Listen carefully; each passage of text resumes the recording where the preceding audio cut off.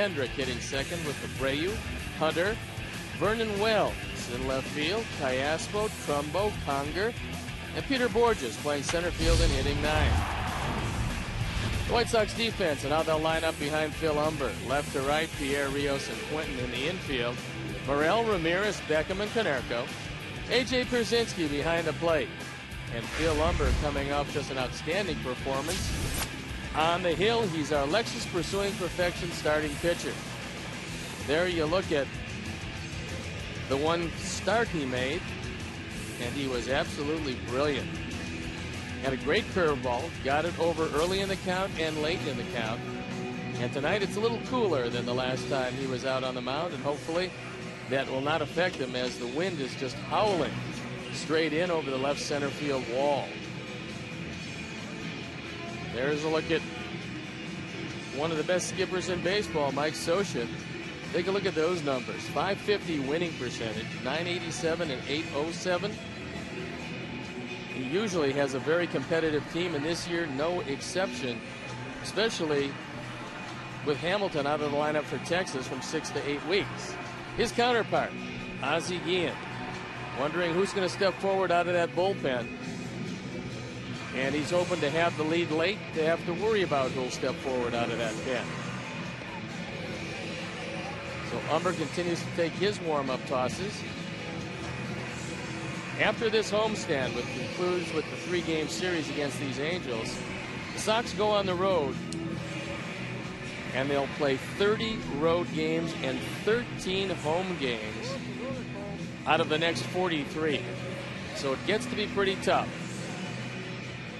Sox are throwing the ball around the infield. We're ready to play baseball, and I'm ready to turn over to my play-by-play partner, Hawk Harrelson. All right, Stone Pony, thank you very much. And once again, good evening, everyone, and welcome to White Sox Baseball right here on Comcast Sportsnet and Comcast Sportsnet Plus. First of this 3-game set. Meister is Turris will lead it off for the Halos. 30-year-old shortstop. He's a switch hitter. And Humber's first pitch taken off the plate. Angels come in hitting at .259 as a club with a 2.83 ERA. These two clubs met 9 times last year. The Sox won 7 of those 9. Matter of fact, Sox have won the last 7 played between these two clubs. Foul down in the count 1-2. And here at beautiful US Cellular Field on a cold and windy night. 330 down the left field line, 335 down the right field line, 375 in the gap, send 400 straight away center. Don Cooper and Mark Burley, contrast in styles. Cooper with a little more padding than Mark Burley.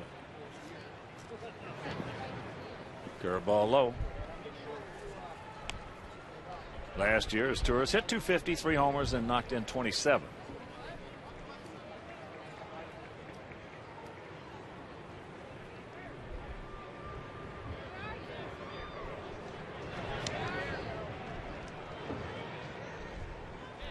And a full count. And here are the men in blue tonight. Bill Miller behind the plate. Phil Cuzzy is at first. Alan Porter is at second. And the crew chief, Tom Hallion, is at third.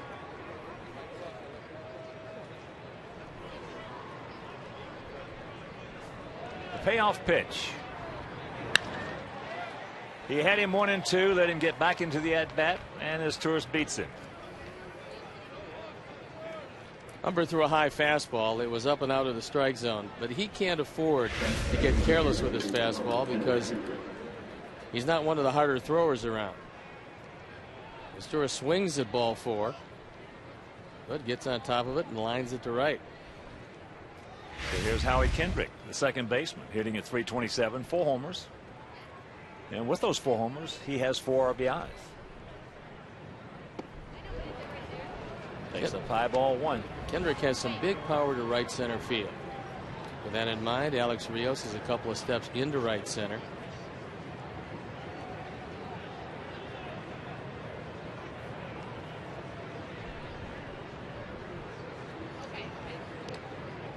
This Turris has attempted 4 stolen bases, and he has 2.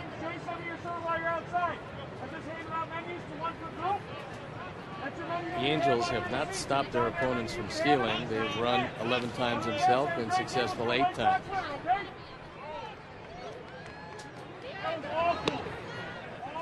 That's not going to work. Goes 3-2 on his Tourist, and he's 2-0 on Kendrick. And a reminder to White Sox fans, at 8:30 this evening, Comcast Sportsnet will be switching to live NHL playoff coverage of Game 2 between the Blackhawks and Vancouver Canucks, beginning with the Blackhawks pregame live. It's at 8:30 this evening. Softly hit. So he goes to first base. The Umber wanted to take that out at first, but he had a play at second. I think he just. That's the reason he's a pitcher. I just think he put in his mind that he was going to first base and concede a runner in scoring position. But getting back to the 8:30 switchover, you can continue to watch the White Sox and Angels on Comcast Sportsnet Plus, found on CLTV in Chicago. So go to www.csnchicago.com for the channel number in your area where available. Here's the veteran Bobby Abreu. Comes in hitting at .357, a homer. He's driven in 4. Takes first pitch strike. Last year for the Halos, hit .255, 20 homers, and drove in 78, and he also stole 24 bases. He also walked 87 times, and if you don't throw him a strike, he's not going to be swinging. He's got a very good eye. There's a strike, and the count 0-2. He's probably in my all-time top 10 in the category of under-the-radar players. I think he's been a very good player for a long time, but he's not been the star of the various teams he's played with. He's always been overshadowed. Remember him, obviously, with the Yankees, and he had a lot of guys around him that everybody talked about. They just didn't talk about him. He's been an awesome player. Well, he's also a leader, and this Angel team was a very impatient offensive team until Bobby Abreu got there and had a talk with a few of the players on the team, and they're still not the most patient of all ball clubs, but a lot more patient since Abreu has shown them that you can actually win by taking some walks. He gone. Hook. 2 down. That was very much like the curveball that Umber showed last time out, as this one dove down and in to Abreu. See, dodge pitch tracks shows you that that ball might have caught the front of the plate. Abreu, with very much of a defensive swing, makes no contact. So here's Hunter. Troy hitting at .259, 3 homers. He's driven in 9. Last year hit .281, 23 homers, and knocked in 90. Takes that fastball inside. It's going to seem very strange to see Vernon Wells in an Angel uniform after seeing him so long in that uniform of the Blue Jays.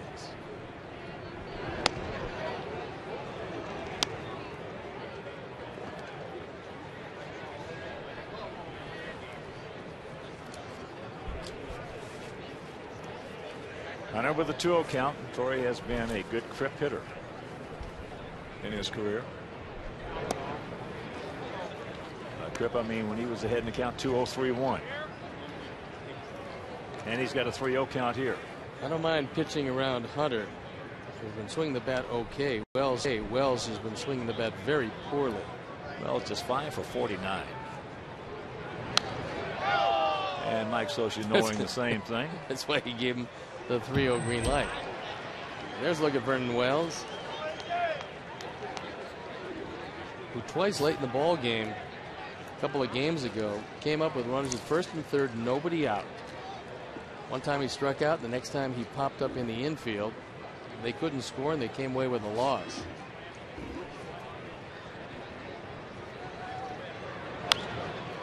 And that's out of play. Well, the first thing that a hitter tries to do when he goes to the plate is get a good pitch to hit. And you have to do that by trying to get a count. a 2-0, 3-1 count. You battle your behind off, and if you do, and then if you do get to 3-0, and you got a manager that understands the 3-0 offense, he will give you the green light. Payoff pitch.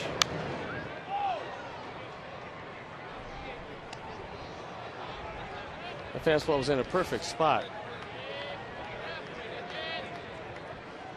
And Hunter was just able to stay alive. It was low and away, but it had part of the plate.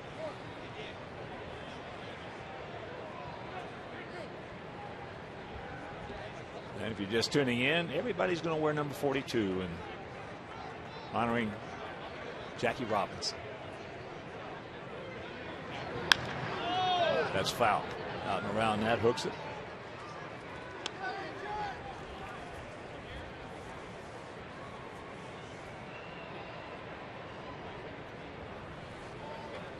Dino Ebel is the coach at third. Alfredo Griffin is the coach at first. They all have their hoodies on tonight. Once again, the 3-2. And once again, a souvenir.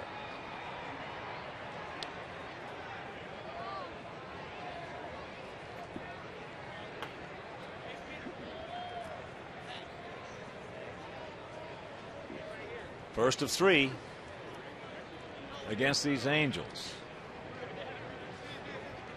And Steve mentioned the road trip, 4 in Tampa Bay, 3 in Detroit, and 4 in New York. Backhand right over the top.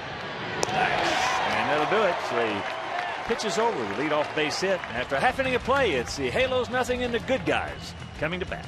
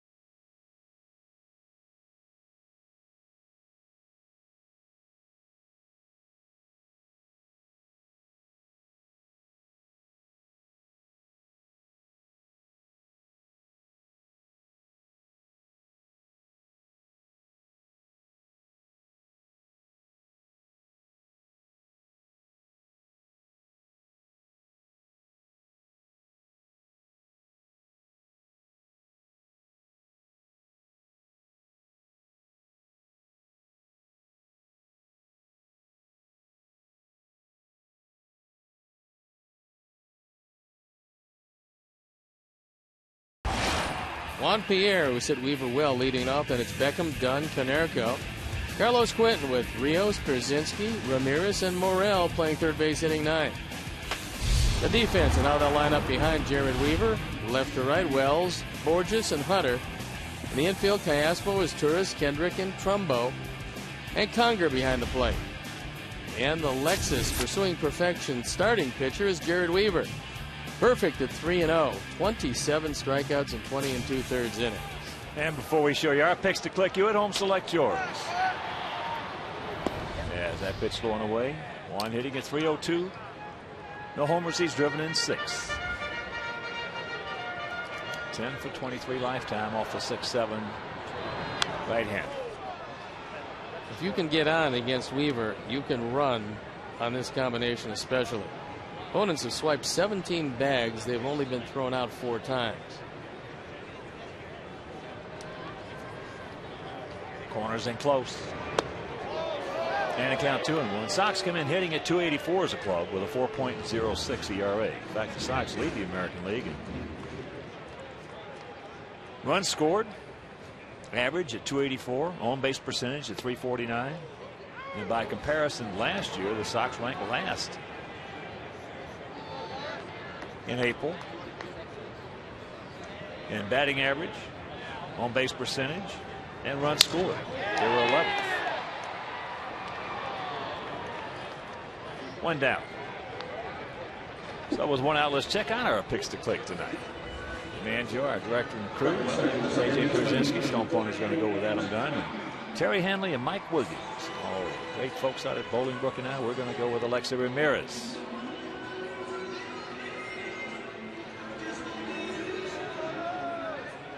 They didn't want anything to do with any right-handed hitters against Weaver. Not too many people do, especially with a cutter, a big breaking slider, a terrific overhand curveball, and one of the best changes you've ever seen.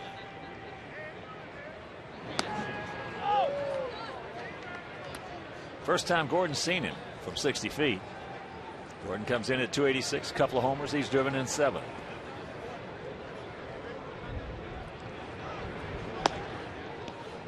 And the count 1-2. And when you've only given up 9 hits in your first 20 2/3 innings, that's very impressive.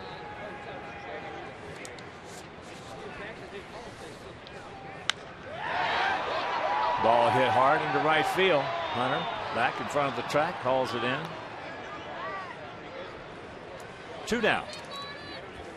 Hoover tried to heat him upstairs, and Gordon hit the ball awfully hard.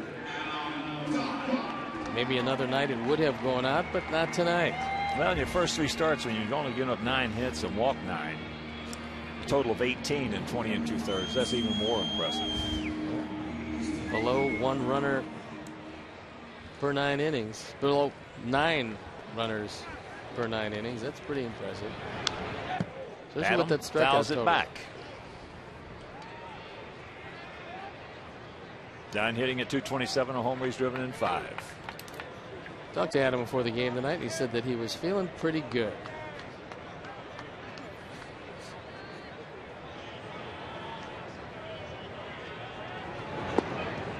That's off the corner.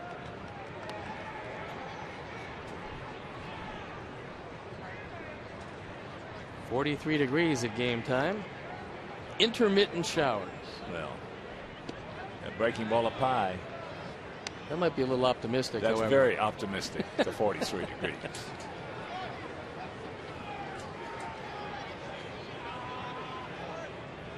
And the 2-1 count. There's breaking ball, curve strike. Well, the Orioles used to have a reliever named Mo Grabowski. Wore glasses just like that. Former roommate of mine, Kansas City, and Mo had a streak of 2 or 3 years in relief there for the Orioles, as he just got a piece of that one. That his hits and walks were way below innings pitched. That's astonishing, because that makes it a lot easier to pitch, because most pitchers are at 1.5 to 2 base runners per 9 innings. Or per inning.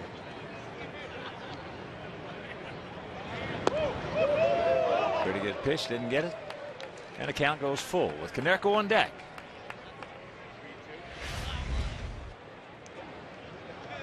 Weaver's been all over the place in this at bat. That one just misses off the outside corner.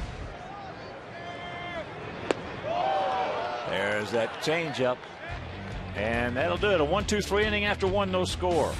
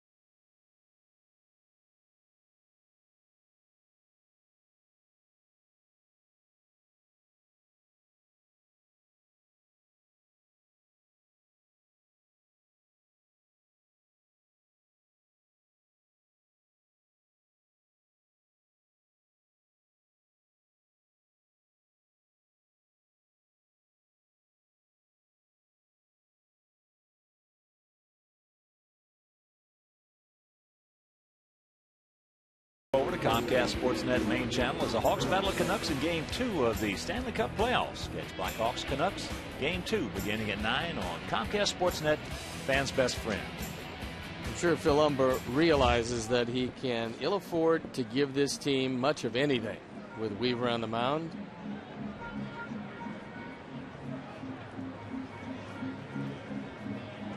Vernon Wells will lead it off. Mentioned Vernon just 5 for 49. That pencil out for 102. No homers and 2 RBIs. Of course, against us, Vernon has always been a good player.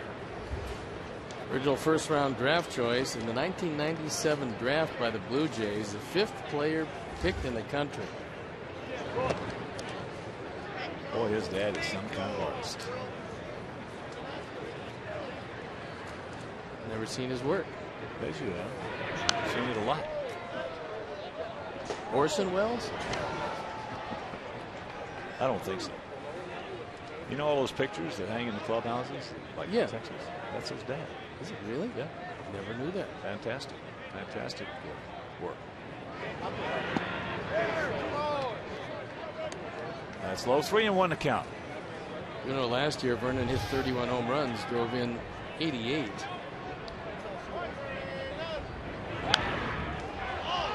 like he swung at ball 4. Well, Wells against us in his career, .316 hitter. 8 homers, 41 RBIs, and just 266 at bats.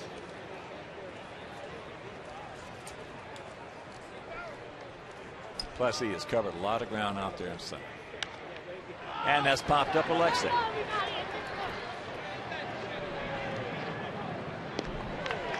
Out number 1. Wells came over from Toronto in exchange for Mike Napoli and Juan Rivera. And one of the big factors in that is that he signed through 2014 at substantial money.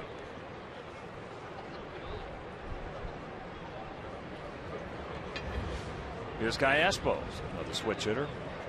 1 of 3 in this lineup. Now, when he was with Kansas City, he used to hit the ball really hard against our ball club. He's a good little player. He's a .291 hitter against us lifetime.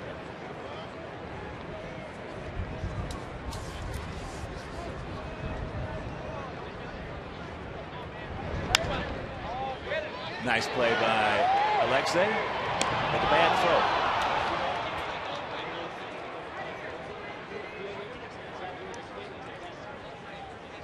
And that's going to be an infield hit, says Bob Rosenberg. Had he fielded the ball cleanly, the throw wouldn't have been up the line. But down on one knee makes it a little more difficult. The ball's out of the glove anyway on the throw that pulled Paulie off the bag. So here's Trumbo.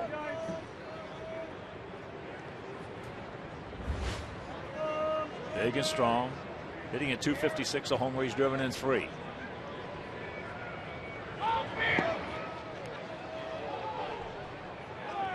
Aspo missed a golden opportunity right there, but last year at Salt Lake City, Trumbo hit .301, 36 homers, and drove in 122. We watched him in spring training, and he's got some big power.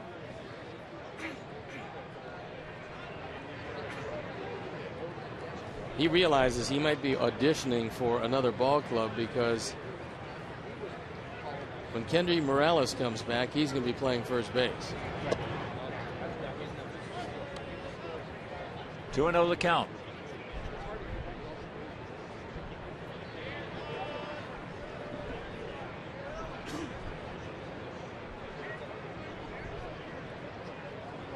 Outfield straight up, spread out, about equidistant. It's high and deep in the left field. 1 right near the Comcast Sportsnet sign. Comes in now as that wind knocks it down. 2 out.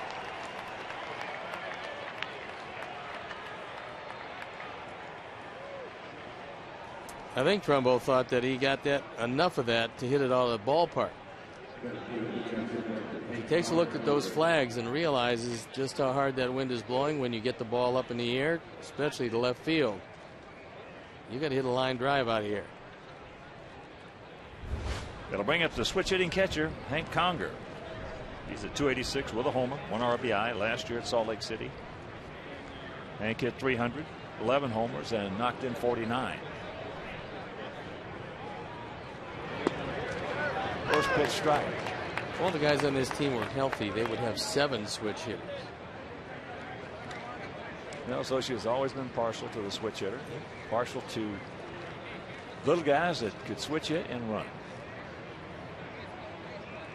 And of course catch the baseball.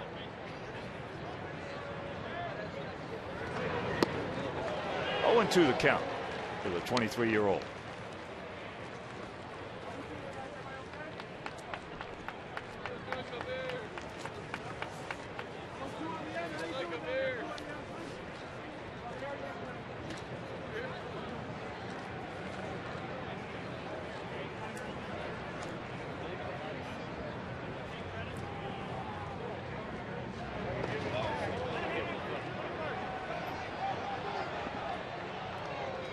And the ball hit him.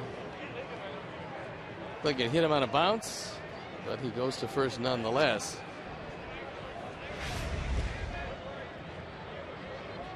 Curveball low and in. Same type of curveball that he threw to Bobby Abreu. Only Conger didn't swing at it. Hit him right off the foot. That'll bring up Peter Borges. Hitting at 220, a homer. He's knocked in 5. So an infield single. Hit by pitch. 2 on, 2 out. If he hits a ball in the infield and you can't get a force out, you better get it to first in a hurry because he can fly. Takes first pitch strike.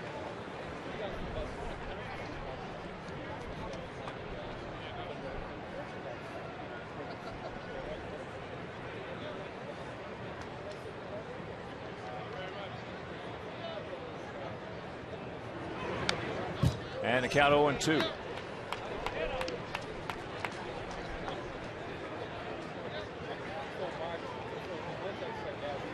Bottom of the 6th down in St. Pete, where we'll be going after Sunday's game. Minnesota leading Tampa Bay 1-0. Minnesota just put Joe Mauer on the disabled list. Yeah, it's got a piece of that curveball. And that's not going to help them too much.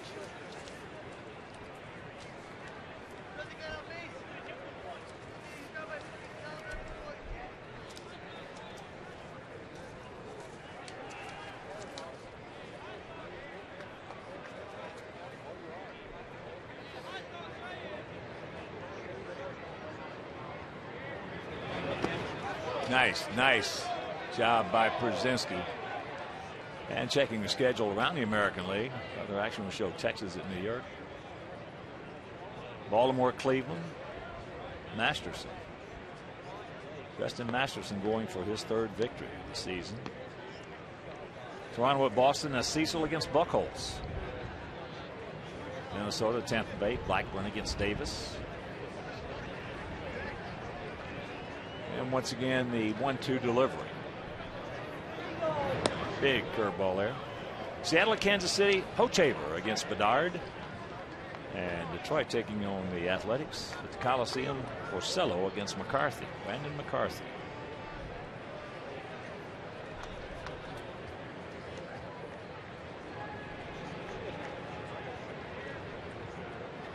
Gap out there in left center.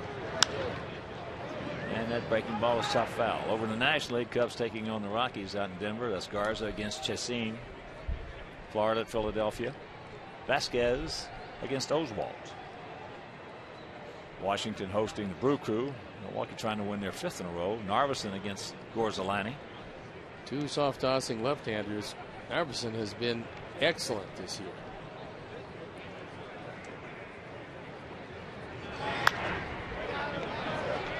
Over to Beckham, and he gets out of it. They have a mild threat. Can't score after an inning and a half.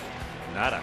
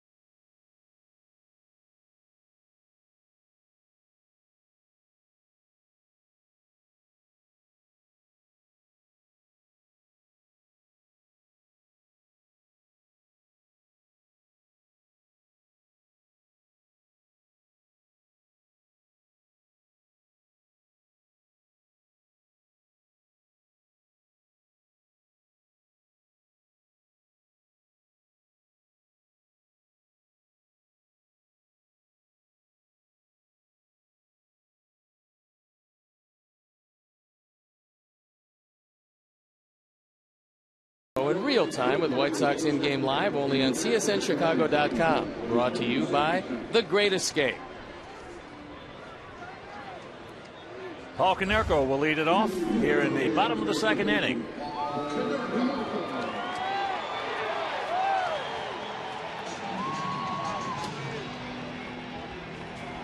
We mentioned the Sox leading the league in runs scored and hitting, on-base percentage, on and on.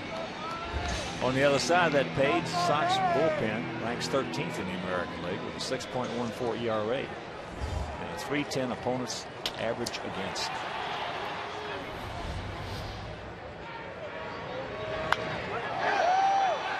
That's softly hit into left center field. Vernon Wells will make the call, has the ball, out number 1, 1 pitch, 1 out. Probably the oddity of this outfield is you got 3 center fielders.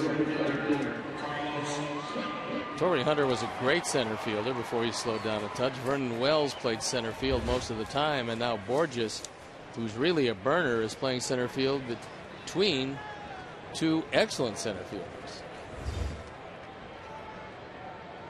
Well, that bodes well for halo pitching, as here's Carlos. Remember in 1975, Boston Red Sox finished 6th in 74. In 75, they brought a couple of rookies into the league.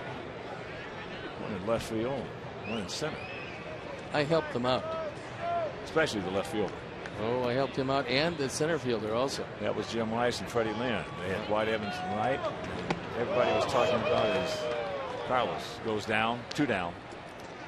Everybody was talking about the offense and everything. Well, it was the defense that got them to the World Series against Cincinnati, one in which they lost in 7 games because nothing hit the ground out there. Not too many things are going to hit the ground in this Angel outfield either. Nope.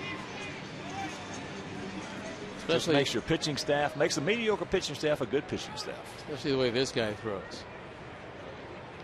Here's Alex. Alex 4 for 16. Lifetime against Weaver. The 4 hits, 3 of them stayed in the park.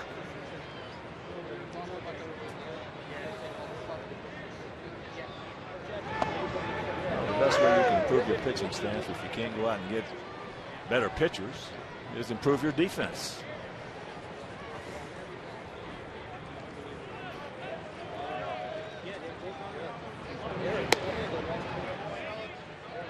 The thing that makes Weaver as tough as he is that he can throw 4 pitches for strikes, but also that deceptive delivery, and you can't read his changeup.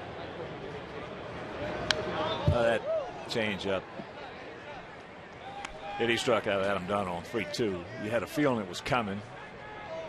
But you can't look for it. But you certainly can't look for it.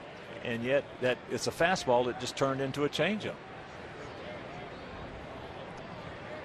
There's Jake Peavy on the right. Curve ball off the end of the bat. So that is 6 up, 6 down, retired by Weaver, and we're into the 3rd.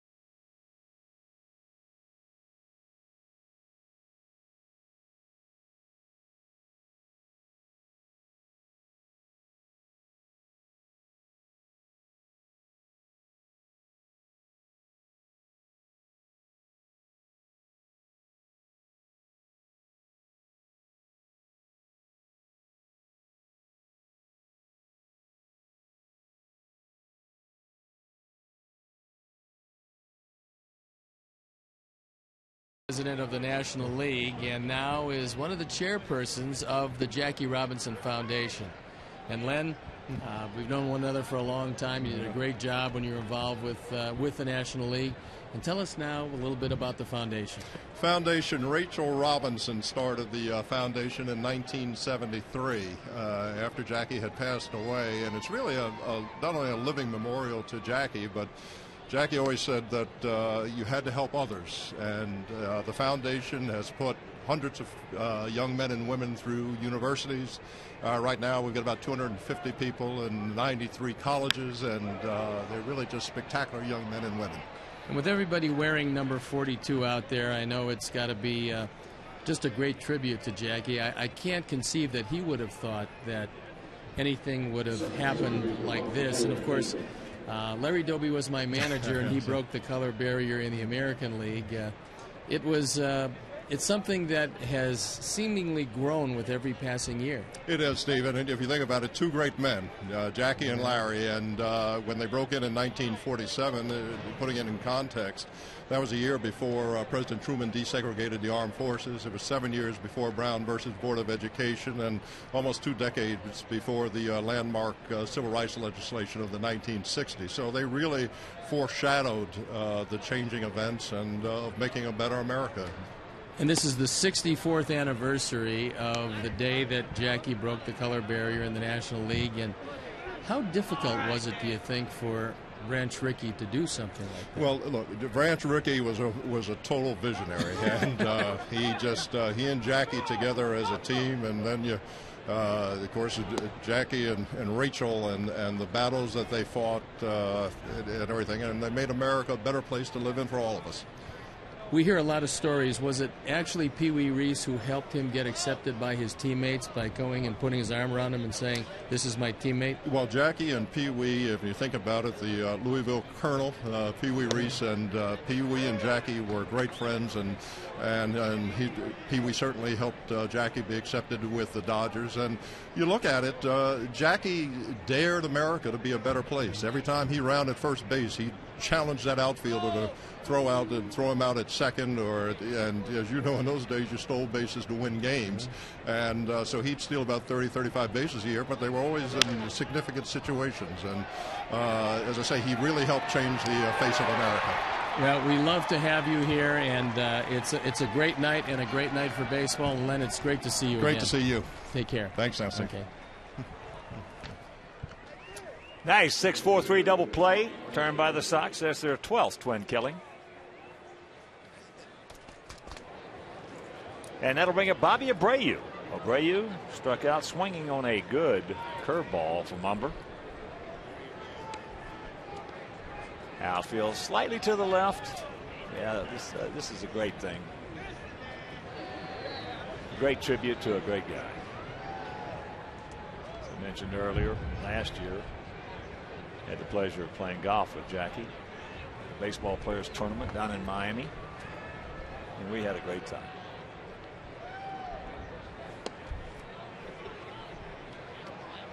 Want to know the count.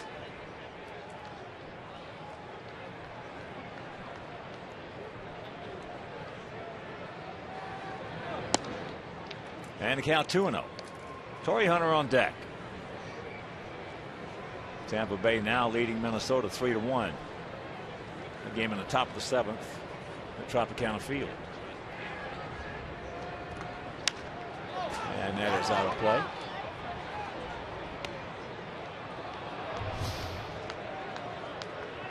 Two balls and a strike.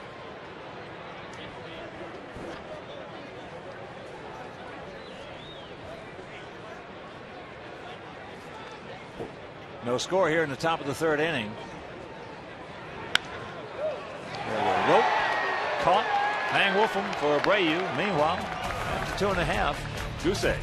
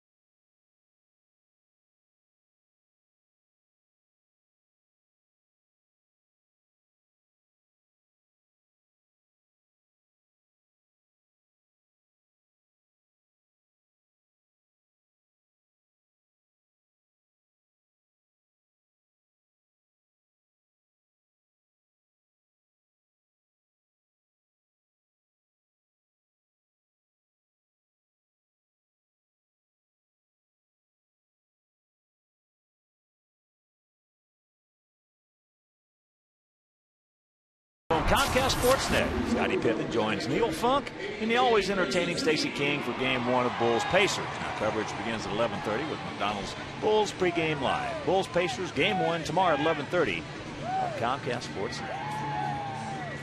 Well, so far, Jared Weaver has thrown a perfect game. It's only 2 innings, but it's been 6 up and 6 down. Something that he's done a whole lot of so far in the early going. Good pitchers. For the most part, you always have exceptions to every rule in baseball. But good pitchers always pitch on top. That's what he's been doing. They're 0-1 with all of his pitches. 0-2, 1-2. He just thrown strike 1, and you can't really look for anything because he's got 4 pitches. When you pitch on top, that's the most important pitch in the game. First pitch strike. Changes the whole at bat around. And the count 1-2. That change up. AJ 5 for 18 lifetime off of him. Comes in hitting at 256. No homers. He's driven in 5.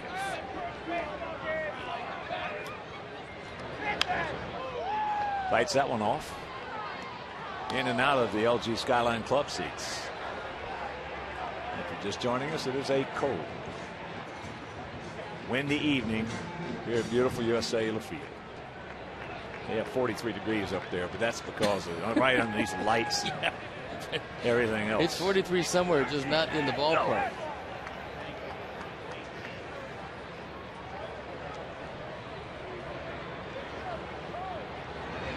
And they hit him. He didn't want to do that. Not and break up the perfect game.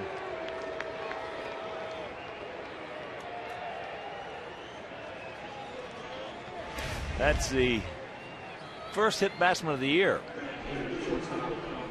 And he tried to get it inside. It looked like AJ, who's always thinking about getting on base, did not exactly disturb himself to get out of the way of that one. He felt that was a good way to get on. Now he's trying to get the feeling back in that right arm. Here's Alexi hitting at 273. 3 homers. He's driven in 8.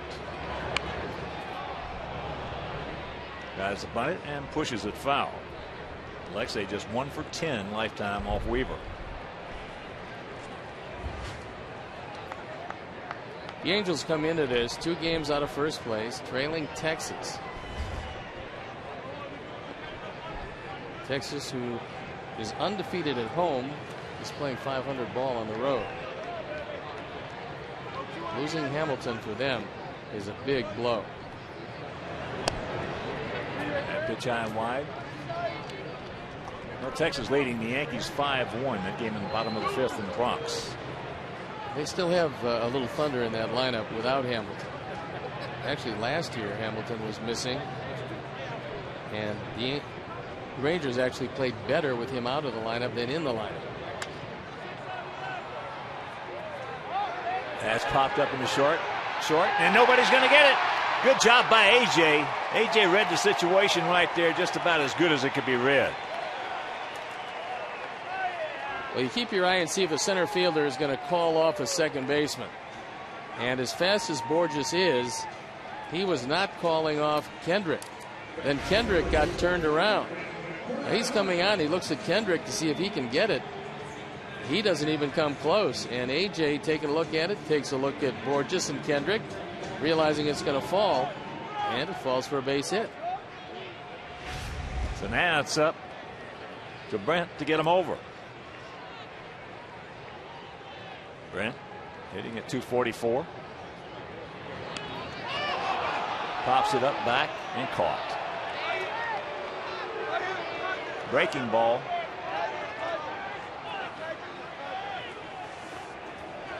So a big out, and that'll bring up Juan Pierre. He got a curveball, and it hung up in the zone. But Brent tried to stab at it instead of trying to catch it with the bat. You see that little stab at the end? You drop the head of the bat and pop it straight up. That's a big out. Morel had one sacrifice. Didn't get the job done that time.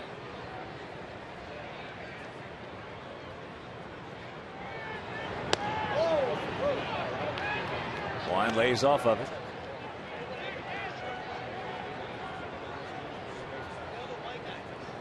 Wine popped up softly to second base. What is our best hitter against Weaver lifetime? Big curveball strike. In essence, you can categorize the game of baseball many ways. Many ways. But in one category, it's a game of quick. And by quick, I mean, as a hitter, with good pitchers, you got to get them quick. You got to get them in a hurry.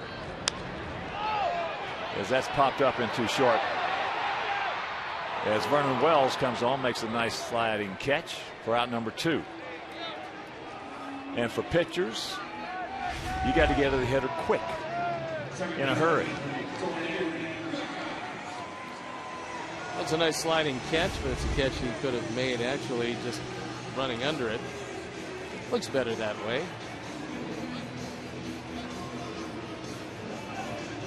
Now here's Beckham. Hit the ball hard and deep into right field. His first trip. I think that quite possibly was a conversation between Weaver and Conger, in that he knows he's got a catcher and an aware catcher out at second base. He might want to change his signs around somewhat.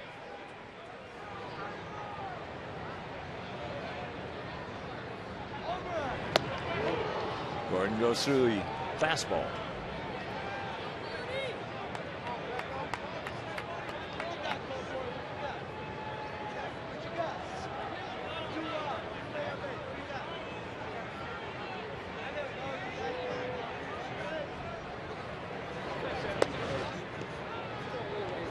Going away to even accounted 1.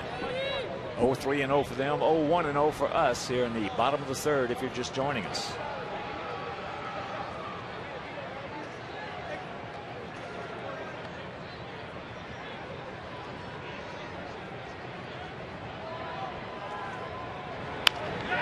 That's in the hole and into left field. So AJ's being waved around. Bad throw by Wells over everything off the screen. And the Sox take a quick 1-0 lead. Yes.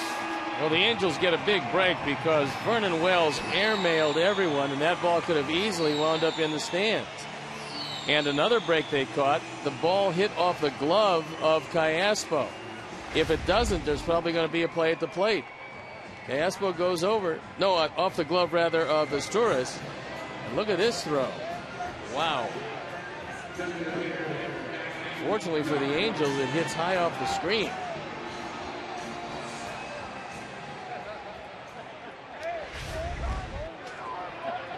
Don't stop now, boys. Come on, Adam. Adam struck out on a 3-2 changeup. Takes first pitch strike. That changeup on the inside corner.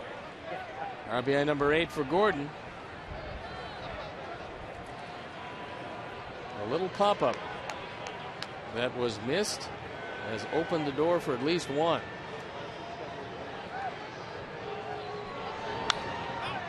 That curveball out and around it. And count 0-2.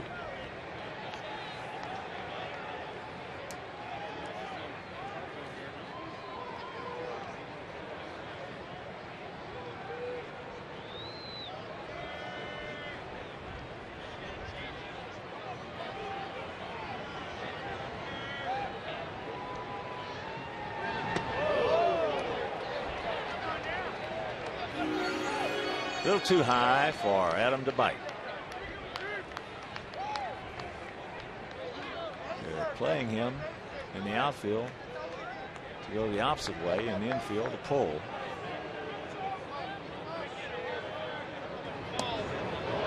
Kendrick, right, 3 or 4 steps on the grass.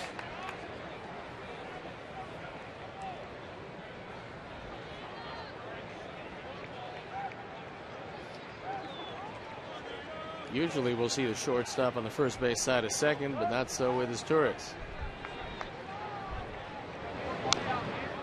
That changeup out in front, but he does foul it off. So 2 on, 2 out, 2 balls, 2 strikes with 1 in here in the bottom of the third.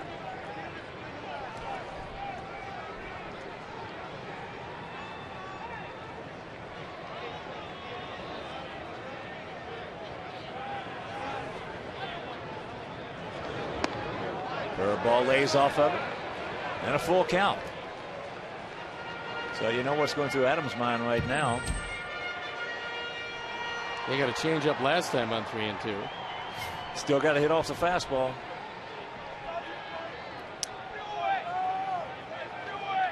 He throws it, taking right back to the middle.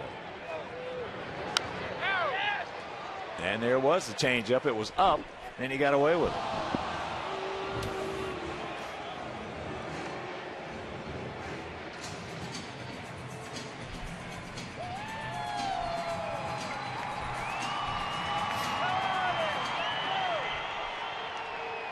So we'll have a redo.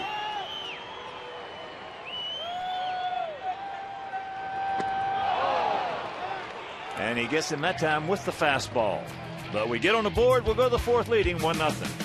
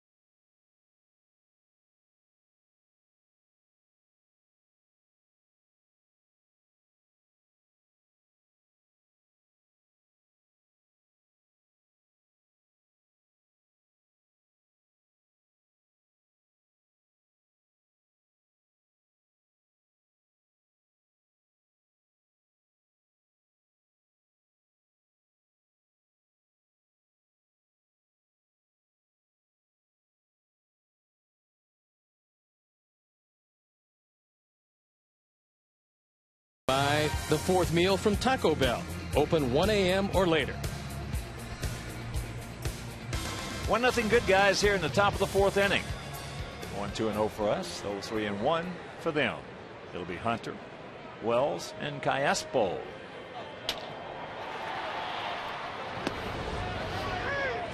First pitch strike to Hunter, who grounded out to Alexa.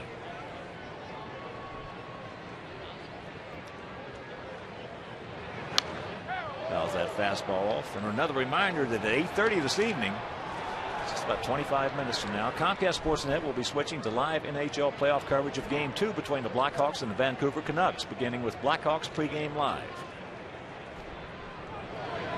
He gone. Hook. Humber's curveball is starting to look pretty good, and he got it over the first pitch and the last pitch of the at-bat. But you can continue to watch the White Sox and Angels on Comcast Sportsnet Plus, found on CLTV in Chicago. So go to www.csnchicago.com for the channel number in your area where available. Here's Wells. He popped up to short.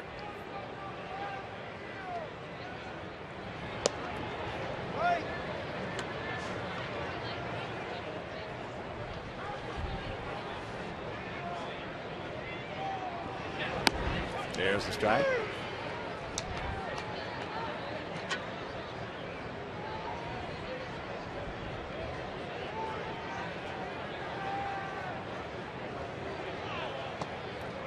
And a reminder, you can come out to US Cellular Field this Sunday at 1:10 for Kids Day. First 10,000 kids 13 and under will receive a Gordon Beckham wall clean, courtesy of Radio Disney.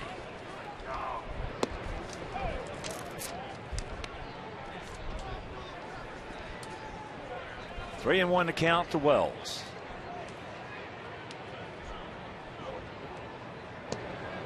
And it's full. He started running to first base, and Bill Miller probably doesn't appreciate that one too much. There's our Dodge pitch tracks. Pretty good pitch on 3-1. Yeah, the ball's at the bottom part of the strike zone.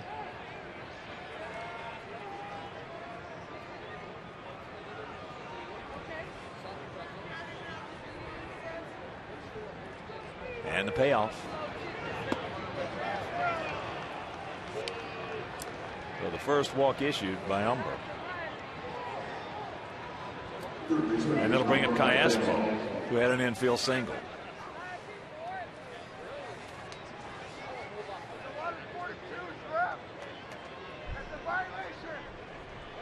Caspo's grounded into one double play this year. He does not have overwhelming speed.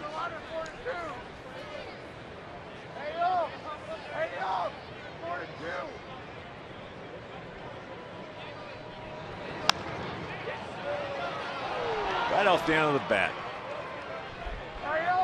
So he's 2 for 2 with 2 real soft singles. Meanwhile, that walk has put him in jeopardy. Well, the 2 little left-handed switch hitters are the only 2 guys that have the 4 hits.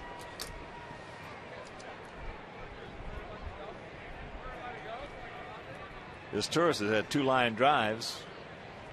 Cayaspo's had 2 duck snorts. Yes, yeah. So here's Mark Trumbo. He had a high towering drive in the left field. That wind knocked it down, kept it in the ballpark.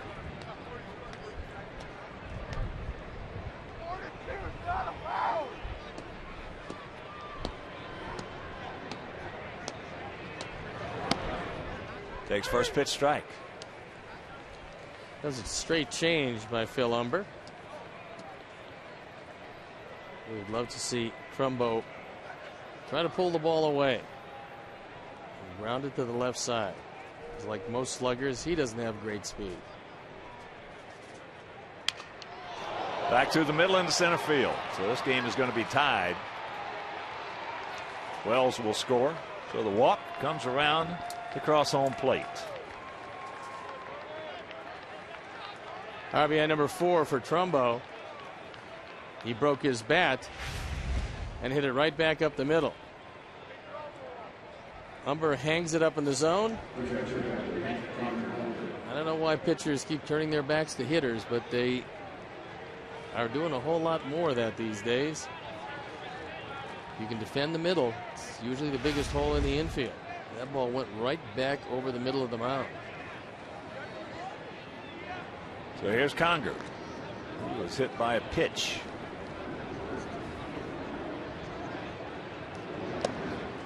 Takes ball 1. 1 out, runners at the corners. Conger, a former first-round draft pick back in 2006.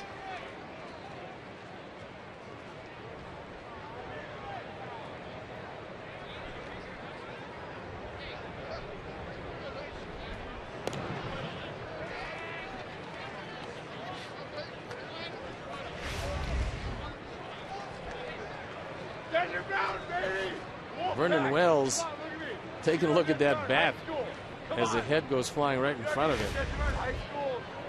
Scored easily.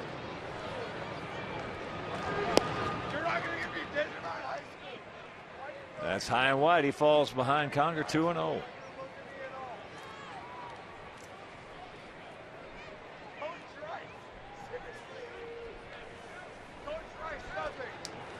Come on, Phil. You got to cinch it up and hunker down here. Bow your neck, buddy.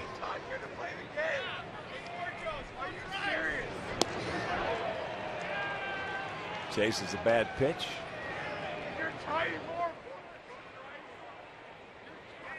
You get a break there because that should be 3-0, but he got a 23-year-old looking for a fastball, got the fastball, but it was up and out of the zone.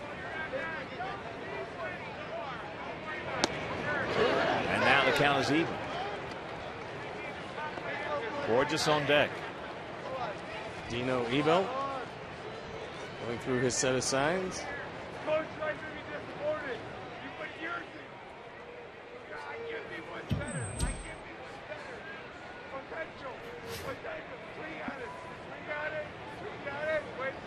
And the 2-2. Trumbo does have one stolen base this year in one attempt.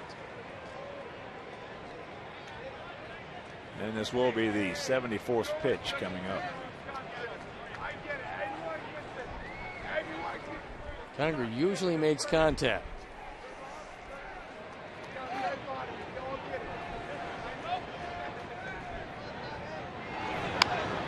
Off the end of the bat. The only play is going to be to first base, and that throw is wide. Boy, Alfredo Griffin got down in a hurry. As once again, it'll go as a sacrifice, E5. That one almost took Griffin with him.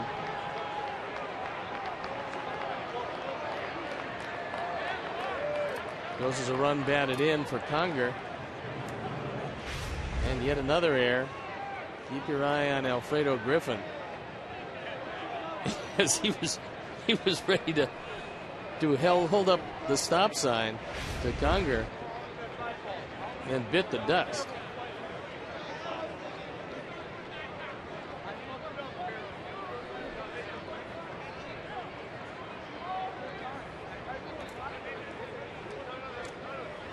So the fourth error by Morel. And they take a 2-1 lead with still one out and ducks on the pond.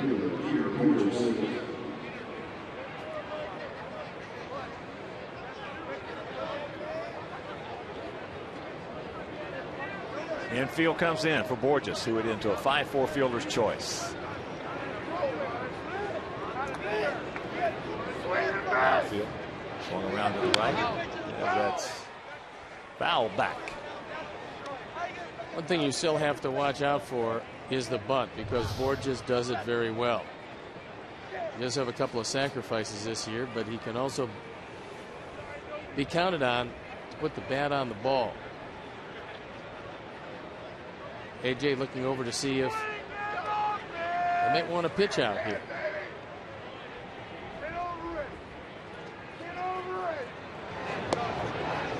There's a strike and count 0-2. All started after this inning after Hunter let it off, struck out on a curveball.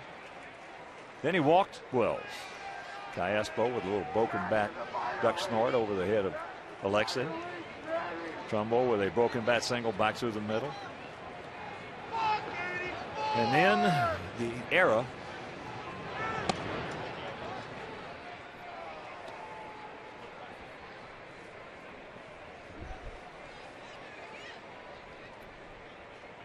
Outfield playing Borges fairly shallow in center and swung around toward right center.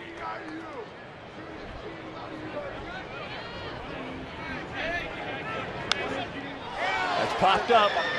AJ coming back. And it's going to be out of play.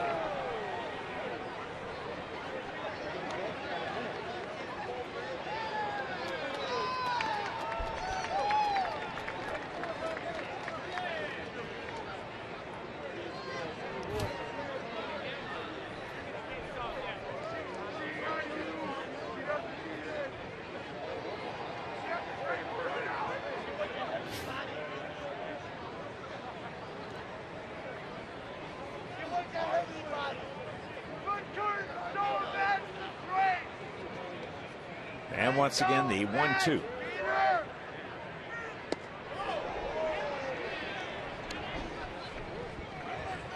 Meister is Turris, who is 2 for 2, 2 line drives on deck.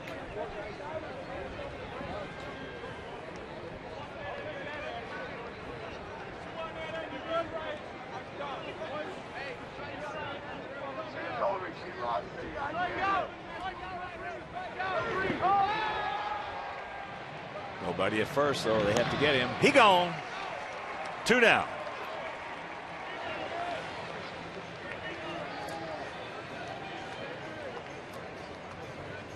So here's Turris.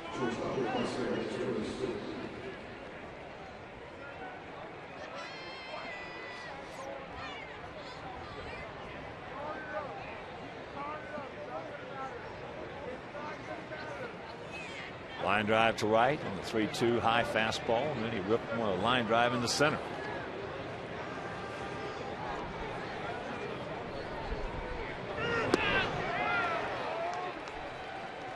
But you were right on that situation with Borges. If the count had not gone 0-2, if it had been 1-1, he hadn't got that high curveball over Socia, there's a good chance he might bunt him. Yeah, he's an excellent bunter, but not a particularly good hitter. That ball hit hard. And nobody's going to get that. So it's Torres 3 for 3. And it's a 4-1 game.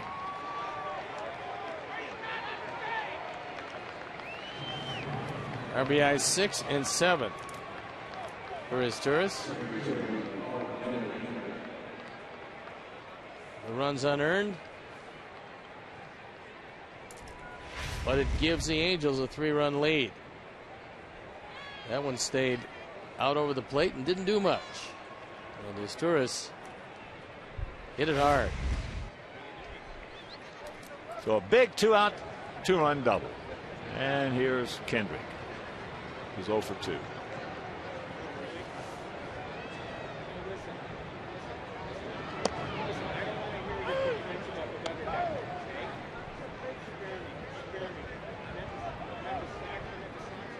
That was a big hit, needless to say.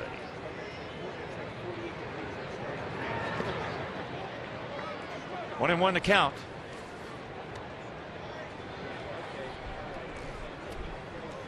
A reminder, you can experience White Sox baseball year-round and schedule Southpaw for your birthday party, wedding, holiday party, festival, and block party. 365 days a year. So we have Southpaw. Visit your next event. Call 312-674-5312 or visit whitesox.com/Southpaw.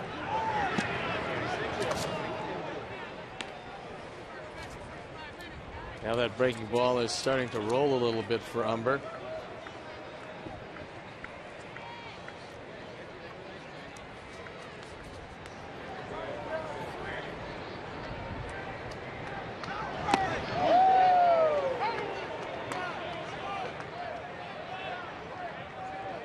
Boy, we have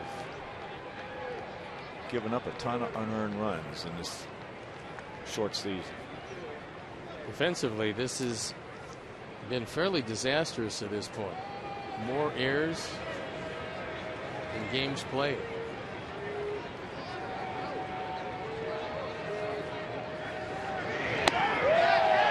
We gone, but they score 4, 2 of them unearned, and we'll go to the bottom of the 4th, trailing by 3.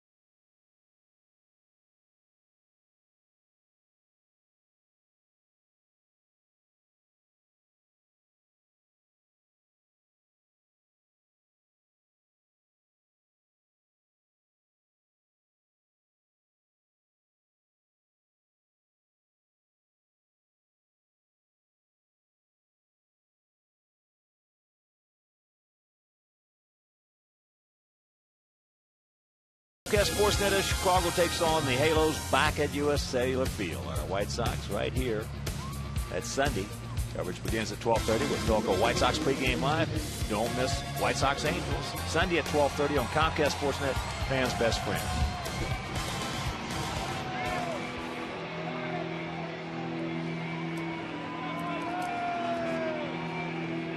We need some runs off a guy who comes in with a 3-0 record and a 0.87 ERA. 4-1 as that breaking ball hangs inside. Polly popped up to left field.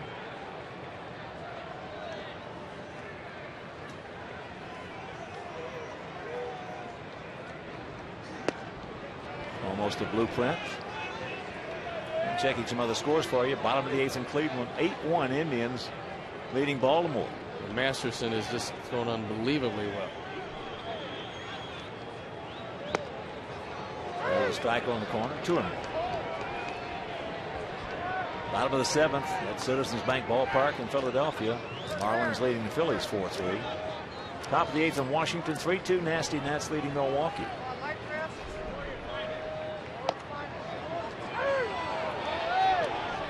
And the count 2-2. Paulie did not like that call.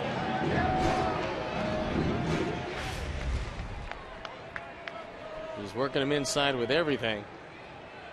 And that one had the plate.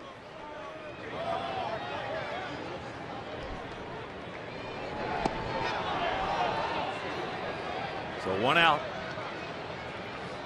Third strikeout for Weaver, and that'll bring up Quentin. Rain is starting to come down a little more insistently now as that fastball at the bottom of the zone is thrown right by Paulie. Carlos, the strikeout victim. Other action, bottom of the 7th in the Bronx. Texas still leading the Yankees 5-1. Bottom of the 8th in St. Pete. Tampa Bay leading Minnesota 5-1. It's foul straight back below us. Pirates shutting out the Reds 5-0. Top of the 8th. That's Great American Ballpark. 3-3 tie at Fenway. Blue Jays and Red Sox. That's in the top of the 7th. Bottom of the 5th in Houston. 1-0 San Diego. Kansas City at home against Seattle. Royals leading 4-1. Bottom of the 4th. And the Rockies put a 4 spot on the board in the 2nd inning. They lead the Cubs 4-0. Still hitting. Iannetta hit a grand slam. Nets at Atlanta postponed. Later on, San Francisco at Arizona, Detroit at Oakland, and St. Louis taking on the Dodgers in LA. You don't see the ball get away that far on a strike normally, but Conger was able to somehow push it in front of him. That's 2 up and 2 strikeouts. For a guy who comes into this game, lifetime at 67-39. Hard to believe he was only 13-12 last year with his ERA at 3.01, but didn't have a lot of offensive support.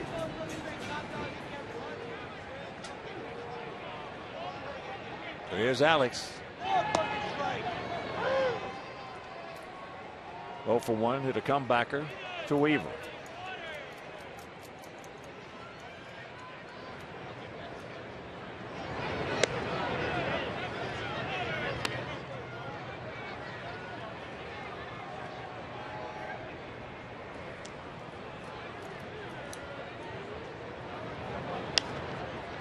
And that's popped up softly right side. Trumbo makes the catch. 1-2-3 inning, and we'll go to the 5th.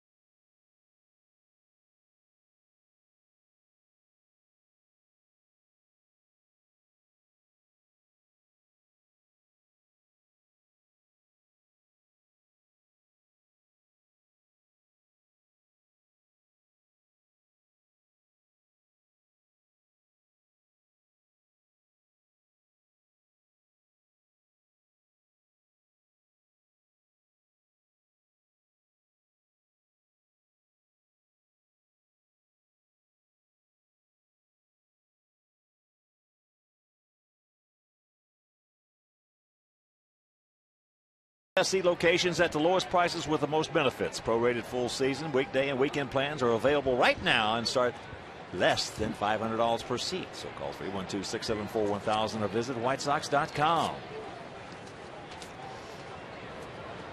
Top of the fifth. Bobby Abreu takes first pitch strike. Abreu has struck out, lined very hard to Beckham at second.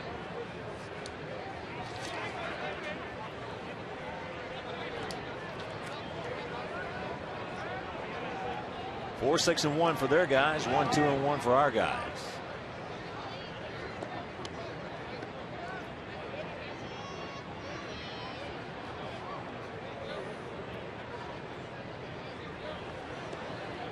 He'll be 37 years old. So he's had a terrific career. He's coming up with the Houston Astros out of their Venezuelan academy, along with Richard Hidalgo, Freddie Garcia. They all got to the Astros first and spread out all over baseball. Well, he's got 277 home runs in his career.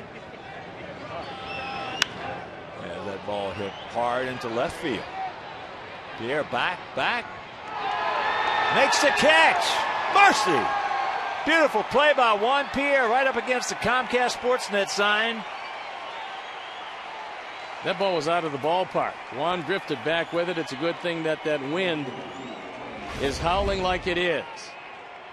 As that breaking ball rolls on the outer portion, I think Bobby Abreu thought it was a home run. Juan goes back, goes up over the wall, and pulls it back. That would have been a home run.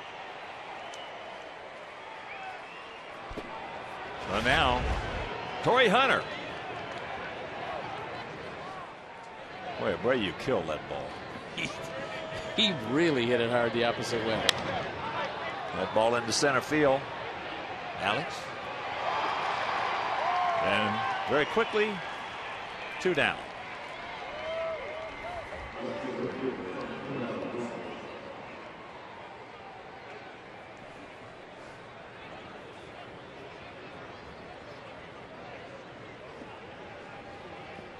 Getting back to Abreu, 7 times he has walked 100 or more times. He has 374 stolen bases. He's a lifetime 296 hitter. He's been a good player and was a great defender. There's a bracket. So 3 hard hit balls. Meanwhile, 1, 2, 3 as compared to last inning when they had an error and a couple of duck snorts. Meanwhile, they still lead it halfway home. We trail it 4-1.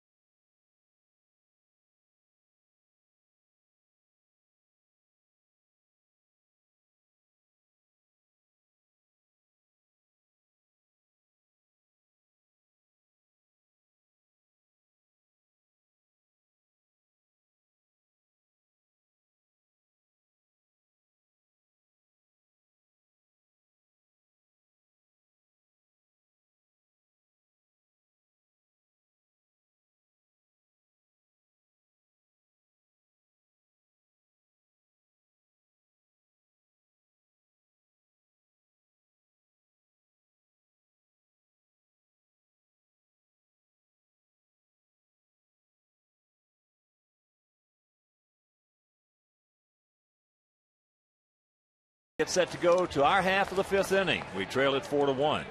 It'll be Pierzynski, Alexei, and Brent Morrell.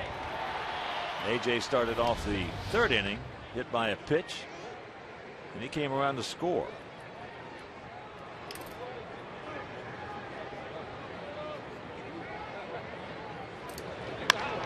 Bullet. Nice play by Trumbo. That's what you got to do. That was a one-hop rocket. AJ, I'll tell you, he's wearing it.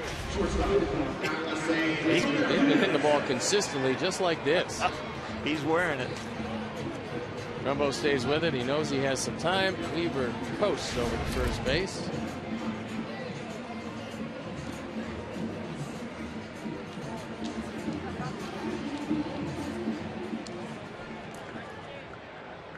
So here's Alexei. He had a little Ducks North single. Back in the 3rd inning. And remind you can text Subway to 29653 free. And if you are the 500th texter, you could win $5 footlong subs from Subway.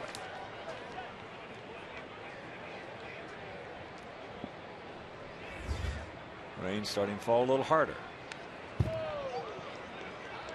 Yeah, we had best come back pretty quickly. 2 outs to go.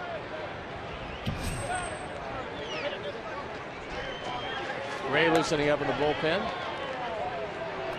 Good old number 42. Boy, a lot of 42s out there. There are. Of course, you're just tuning in and honoring Jackie Robinson. Every player in the major leagues today will wear number 42.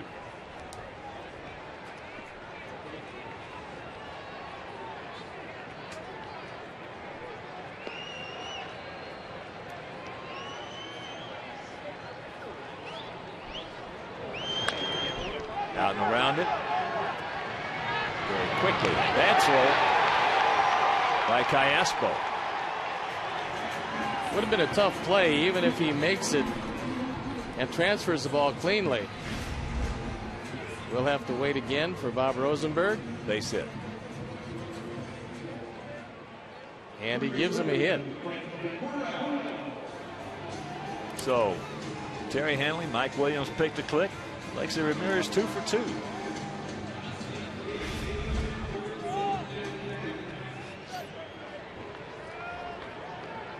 And here's Brent Morrell. Tried to bunt back in the 3rd and popped it up.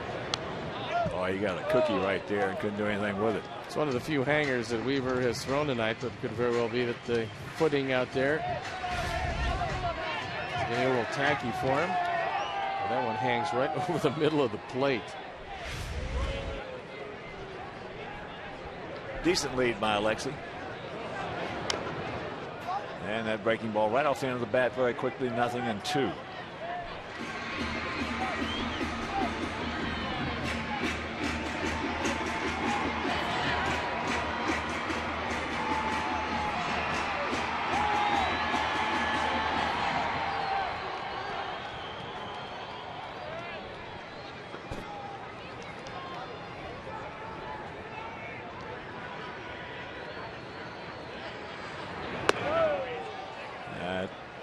Way high, too high for him to chase it.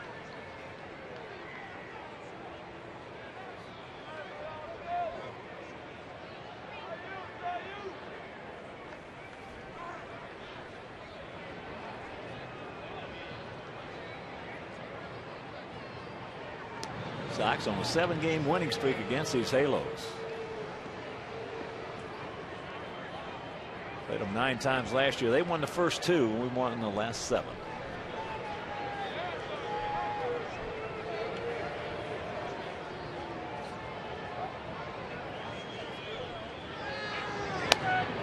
That's off the corner.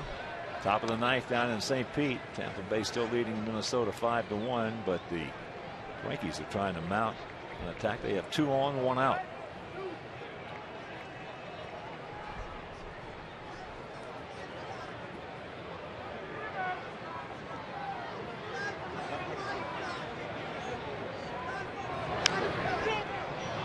Well, at the end of the bat, Trumbo will take the out at first. 2 down.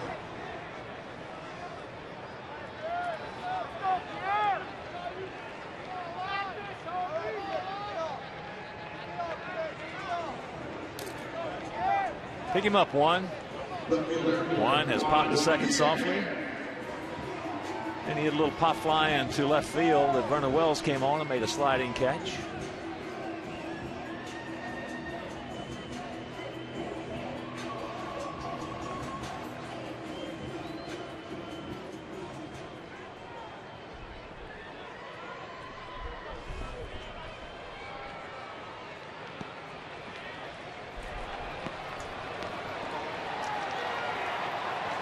Now that rain really starting to come down. And that's a fair ball, and that is 3 outs, and this game is official. They lead it 4-1. And it's officially pouring.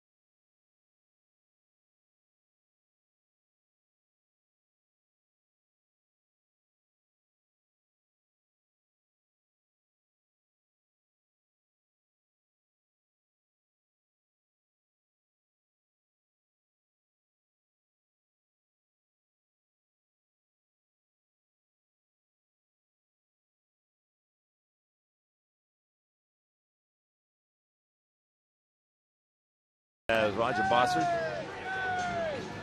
Now going they're down there, and now what are they going to do? Put it? Yeah, they're putting the tarp away.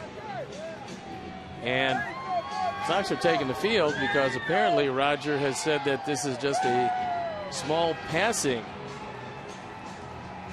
thunderstorm. So we will continue play as we trail it 4-1 here, going to the top of the 6th inning and a pitching change.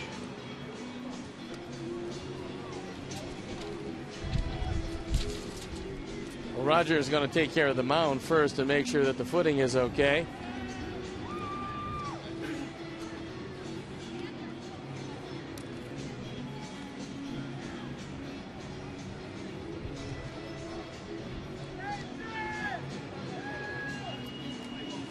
So as Jeff Gray comes in and they get some of that compound, that absorption compound down, a reminder, join the new White Sox mobile group and win autographed memorabilia from your favorite players. Receive special offers and updates, exclusive deals, contest info, and great prizes.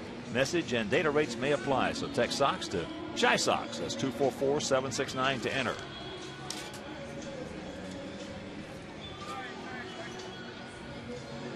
So Jeff Gray will test out the footing. They're doing the same thing around home plate so that the hitters have pretty good toe hold when they step in there, and that's last year's record.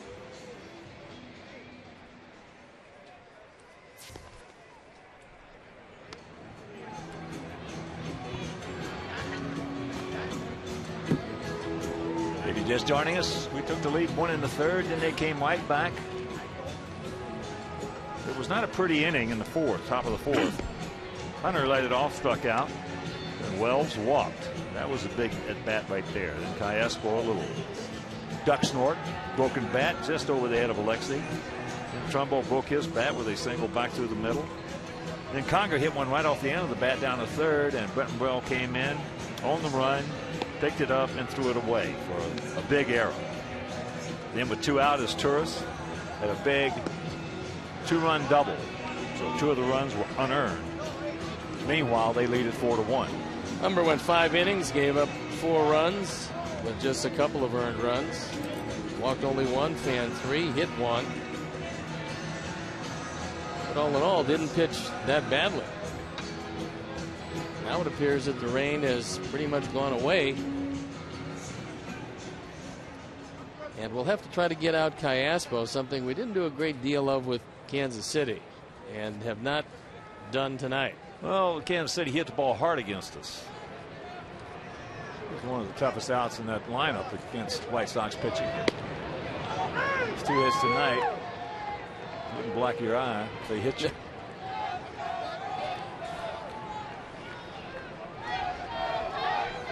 The 0-1. That's into left field. Juan Pierre makes the call and has the ball.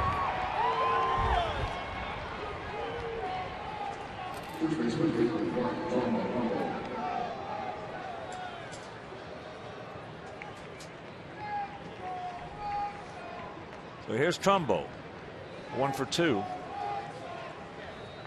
Had a big base hit back in the 4th inning. Shattered his bat, took it right back through the middle.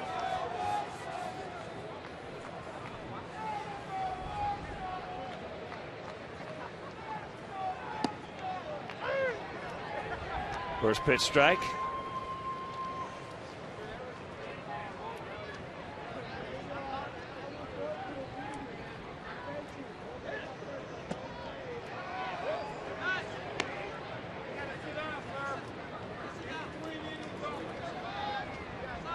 And tomorrow afternoon, that game will be over WFLD, channel 32, 3:10 start.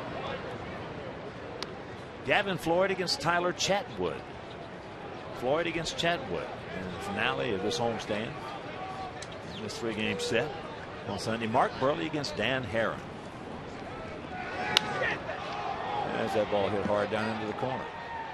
That's going to be off the State Farm sign and a double for Trumbo. Well, Trumbo's getting an opportunity to show what he can do, because Kendry Morales still has not healed from that broken leg he suffered in a celebration at home plate. In the meantime, Trumbo has shown that he can swing a pretty good bat. 36 homers last year, 122 RBIs, hit .301. Yeah, he's got a chance to be a hitter. And if it's not with these Angels, for whatever reason, there'll be a lot of other clubs pretty much interested in him. And he's just 25.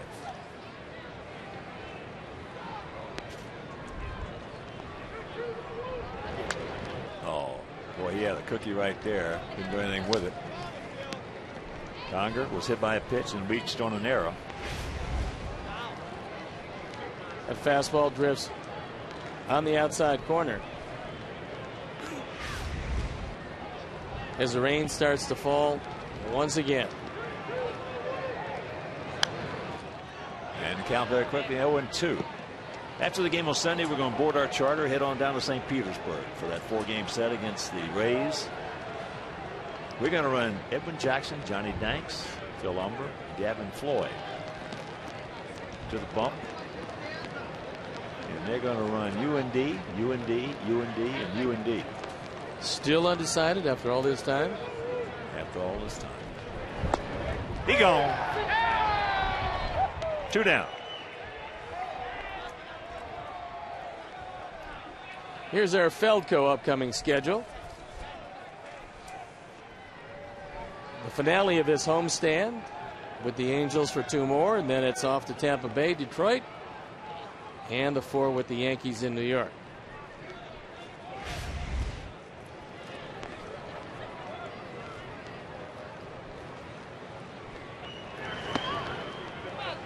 Borges takes ball 1. He's 0 for 2. He's hit into a 5-4 fielder's choice and struck out.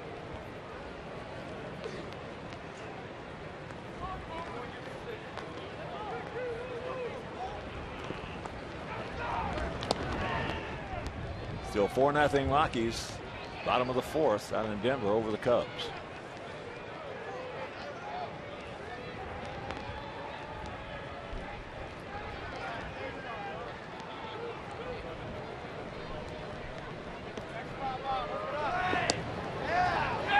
There's a strike and a count 2-1.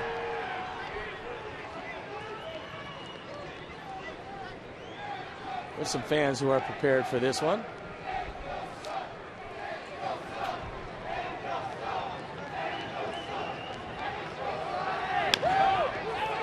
Gotta hurry. On the move.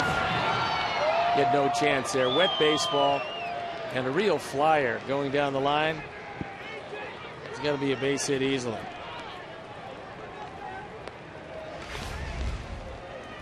A swinging bunt for all practical purposes, and Borges is one of the faster guys in baseball from the right side. Well, Paulie coming off the bag right there, knew it was futile.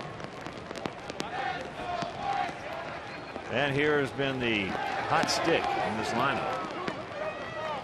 Nicer is Torres. 2 hard singles and a hard double, knocking in a pair with 2 out. That range It is really coming down. And in this window. And now that's it, says Tom Hallion. Get the tarp out. Should have done it before.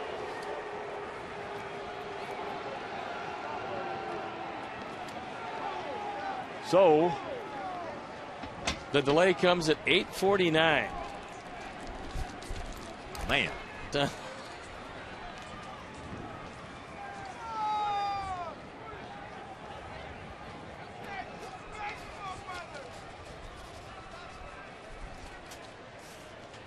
Tom Hallion certainly did the right thing as the rain started to pelt down.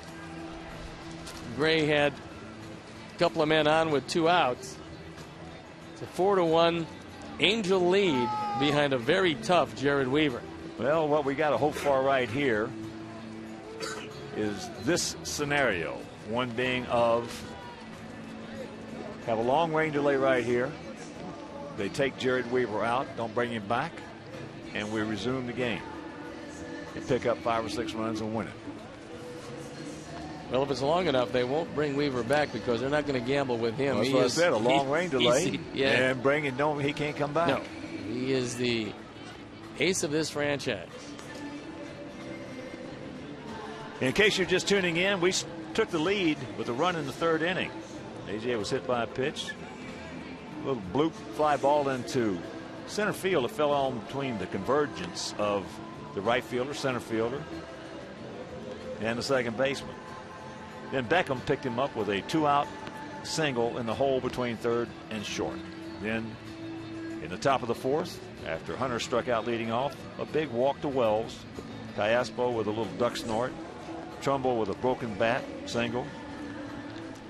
Vieira on a ball hit by Conger down to 3rd base. Vieira by Morel. And then with 2 out after the strikeout of Borges, Torres comes to the plate and doubles over the head of Quentin into the gap, so to speak, in right center field. And that has been the scoring. 2 RBIs for Torres, 1 by Trumbo, 1 by Conger, and 1 by Beckham in this ball game. So the Sox and Angels both with a 7-5 mark. Sox on this homestand have blown 3 9th inning leads, 2 of these 3-run variety.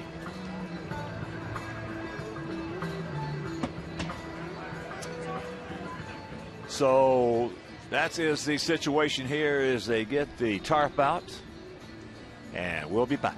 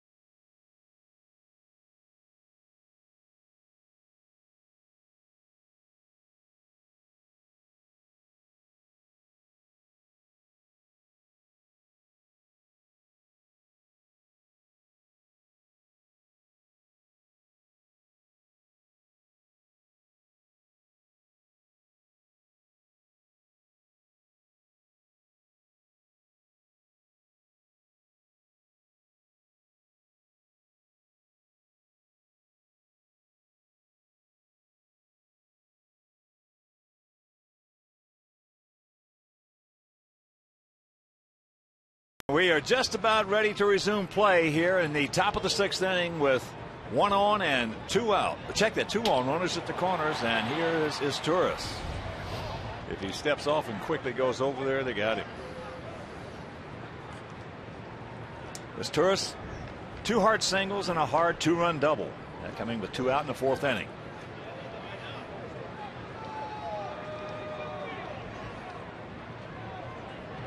There's only a 30-minute rain delay. I don't think it's going to cost them Weaver. Nobody up in the bullpen. That's a shame. There's a strike. Well, radar looked pretty good. Looked like there was that quote window. Yes. That we have now. Hopefully will last. And hopefully we can get about 4, 5, 6 runs. 4-1 Angels. That's high into left field. 1 Pierre. And that'll retire the side. We'll go to the bottom of the 6th, trailing by 3.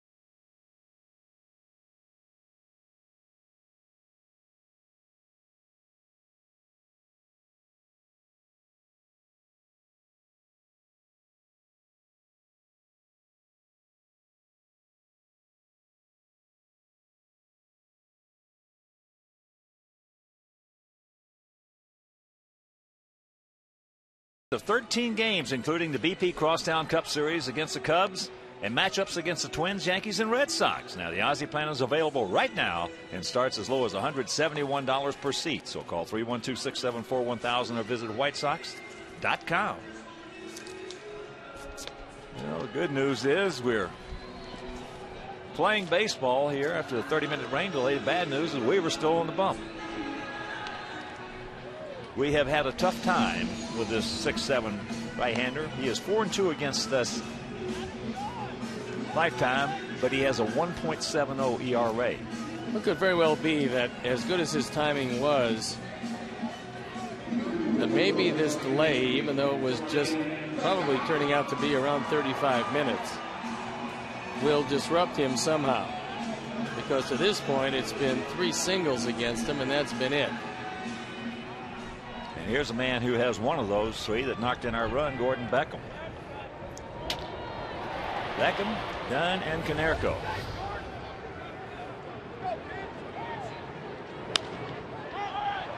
First ball, Honey. That win. And the ball falls. Well, normally you'd think the shortstop would be taking that. Cayaspo ranging all the way over from third. As Turris apparently didn't take control of it. As Gordon pops the first ball straight up. And there's Turris looking for it. Cayaspo apparently says, I've got it. And at the last minute, exhibits some alligator arms.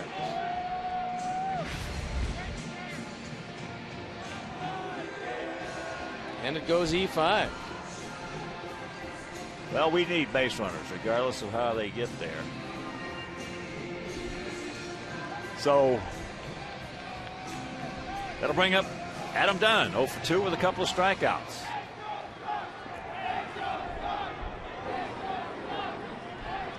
Strike him out on a changeup. 3-2 changeup his first time.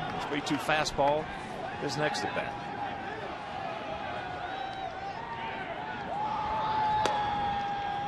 And he starts him off with a changeup. 4-8-2 for their guys. 1-3-1 for our guys. And Adam went back and had a talk with Bill Miller. Thought that ball was up a bit. Not all that close at first base on the pickoff attempt.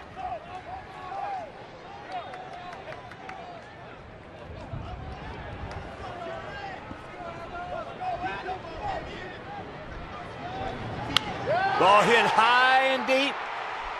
He looks up. You can put it on the board. Yes. Yes. We're right back in this ball game. It's all good.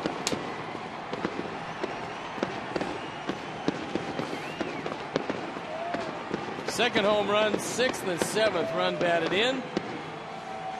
And perhaps that delay did a little something to the rhythm of Jared Weaver. Our fourth home run replay.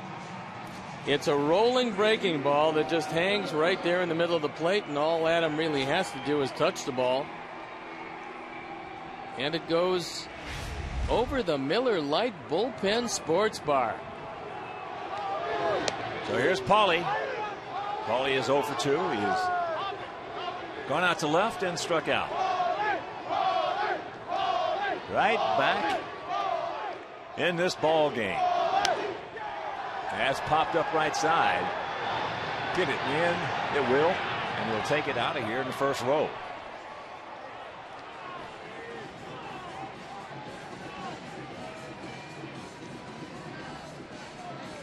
And of course, with that home run by Dunn, the Alex Nellius family will donate $100 to White Sox charities for every Sox homer hit throughout the course of the season. That is number 15, so $1,500 donated by Alex Nellius in loving memory of Ursula.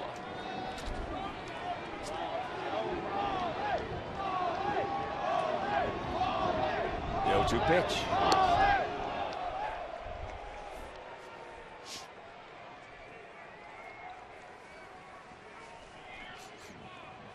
What was the longest you ever sat out in the rain delay and had to go back out?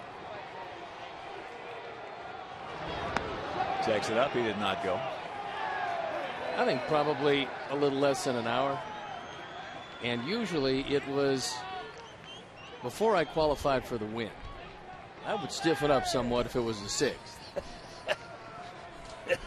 but in the 4th. There is a difference. In the 4th, I could find a way to get back out there with the lead. That ball hit high into right center field. Torrey Hunter. And that is out number 1.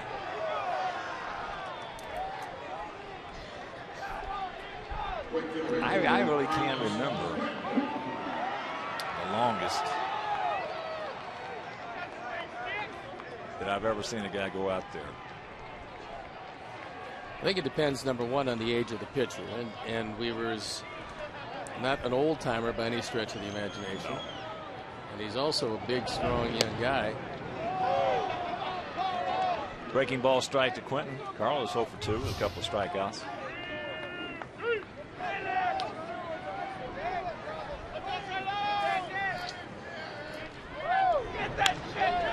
And that's into center field. It's going to be right at Borges. $20,103.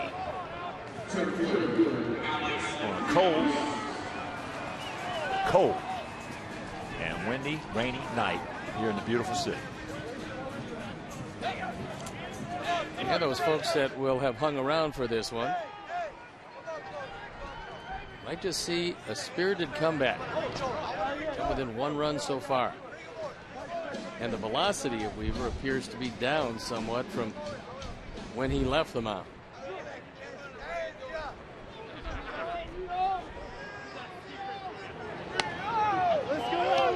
Breaking ball. And the count 1-1.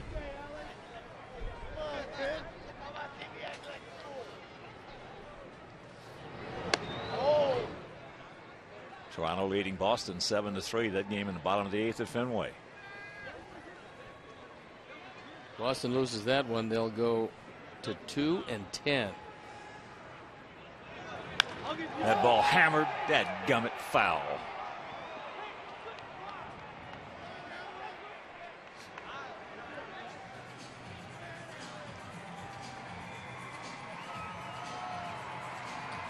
There's Mike Butcher, pitching coach. Made a pretty good pitch on him. And I'm not sure if they're going to allow Weaver to come back for the 7th. Only that his stuff this inning has been considerably weaker than it was the first 5. Jacks it up in a full count.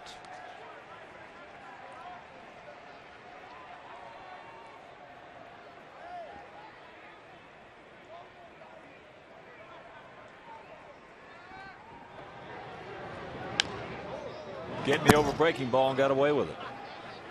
A little too quick was Alex. HA in the on deck circle, waiting to see if Rios can keep it alive.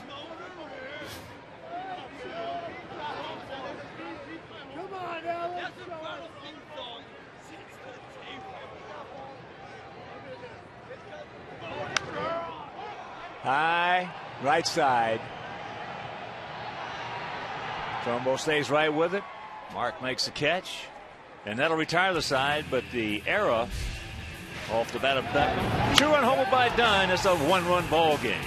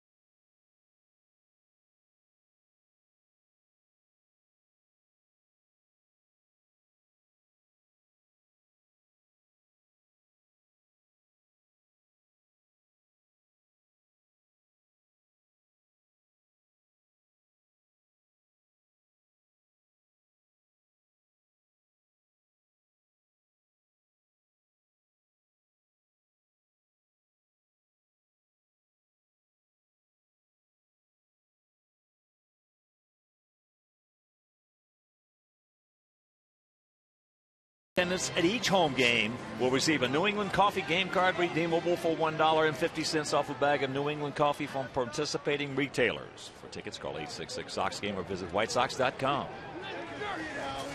Top of the 7th inning, 4-3 bad guys. Boy, check your thumbnails. One pitch, one out. Good movement on that fastball. Started over the middle of the plate and kept running right in on the hands of Kendrick. Check out the movement of this one. Watch it. It just keeps following it.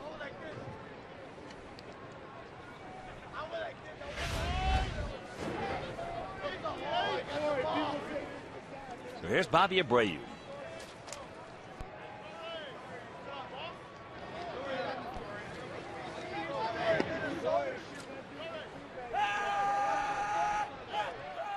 He absolutely crushed the ball last time up in the 5th inning. But it stayed in the park.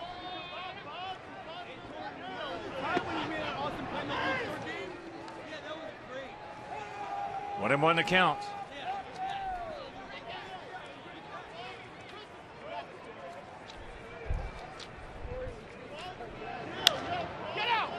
And that's into left field. 2 down.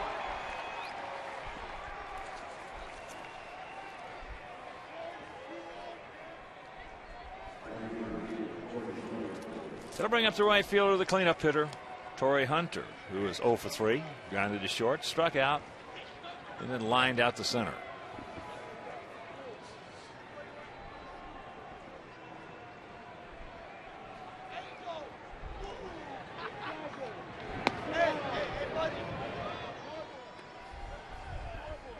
A 35-year-old veteran. Last year, 23 homers and 90 driven in.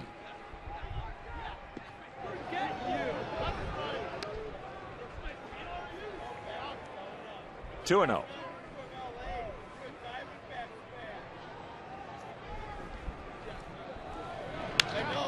That's into left field off the end of the bat. And that'll retire the side. 7th inning stretch. We need one to tie.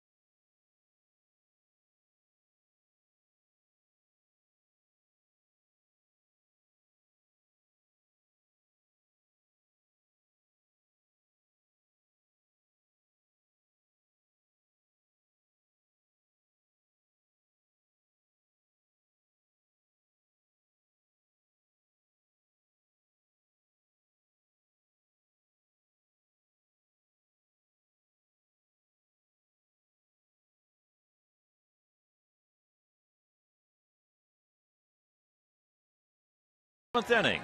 4-8-2 for the Halos. 3-4-1 for our Sox. AJ will lead it off. He is 0 for 1. As he starts him off with a changeup.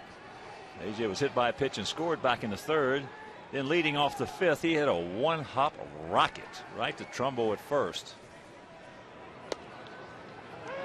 And AJ does not like that call.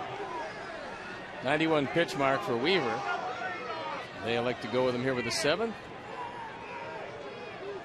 And let's see if we can make him pay.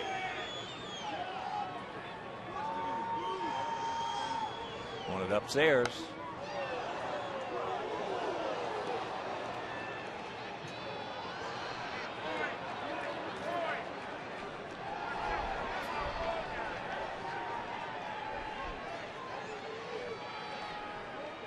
Outfield short, swung around to the left. Vernon Wells. That was pretty good curveball. That one was down and out of the zone. AJ just shaking his head because he knows that he expanded that zone. And Weaver got him out on a pitch that he just couldn't do much with. He's also upset at that call on the 0-1 pitch. As here's Alexa, he's 2 for 2. Takes first pitch strike. Starts him off with a changeup. So Weaver's trying to go to a little cunning and guile right now. As he tries to bunt that fastball at 92. And the count 0-2.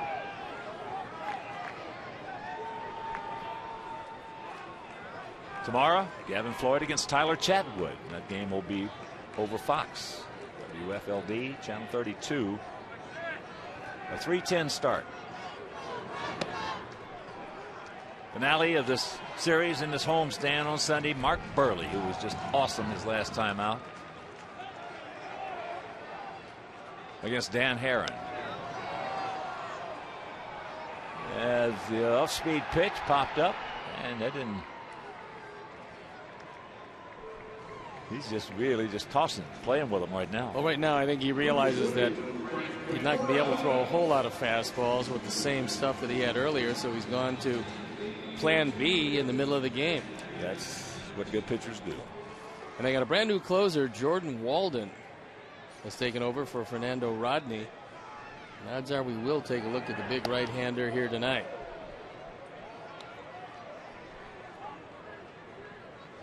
Brent 0 for 2. He's fouled out to the catcher, Conger. That was when he was trying to bunt.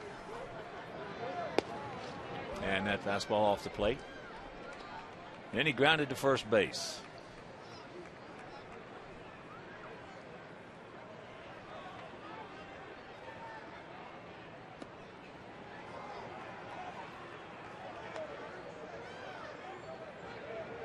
Two and one.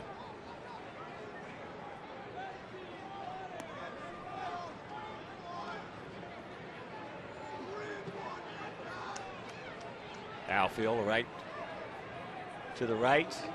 Bit of a gap out there in left center.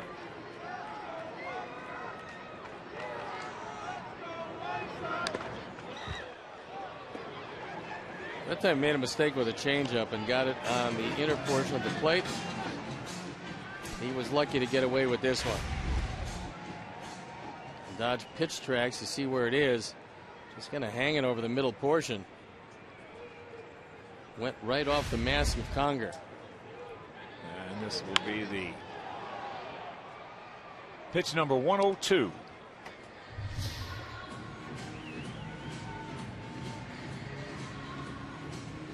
One of the things he doesn't do a whole lot of, and that's what keeps him in each and every game, is the fact that he hasn't walked anybody here tonight. Good check, full count.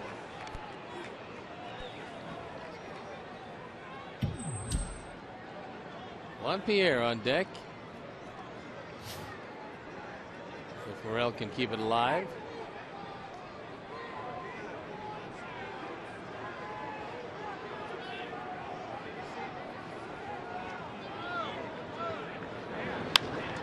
That ball hit into right center field. Borges, now Hunter makes the call, has the ball, and that'll retire the side. A 1-2-3 inning. We'll go to the 8th, trailing 4-3.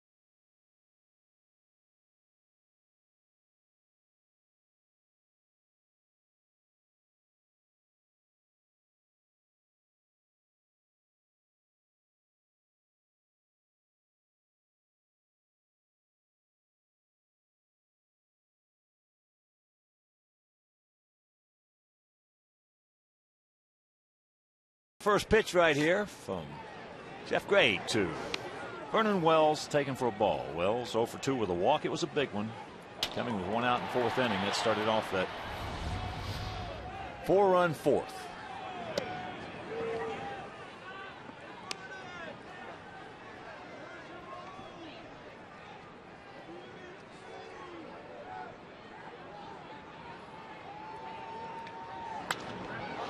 Two-0 count got him. And the leadoff man aboard. He's been throwing a lot of the right-handers inside, and when Wills didn't go after either pitch inside, he had to get too much of the plate. And Wells took it right back up the middle. Here's Cayaspo. He's 2 for 3 with a run scored and those 2 hits. 2 of the softest hits you'll see all season. Looked like Fernando Rodney throwing in the pen.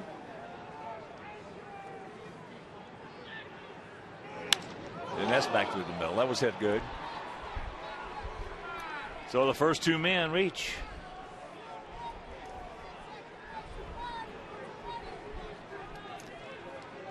No activity down in our pen.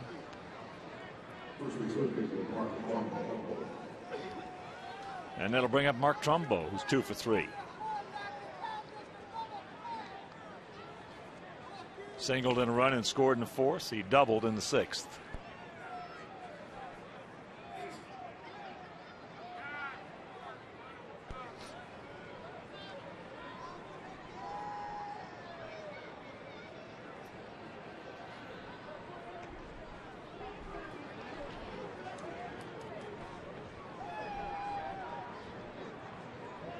Two on, nobody out.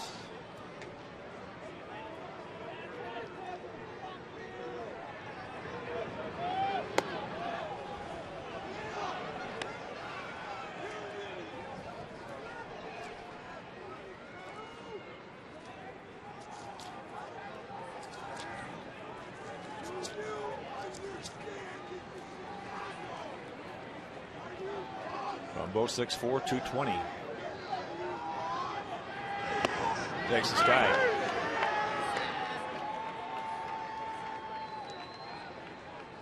I mentioned he's just 25 years old and he has 120 minor league home runs.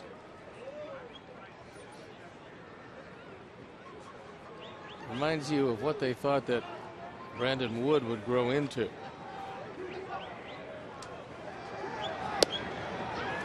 And the count 2-1.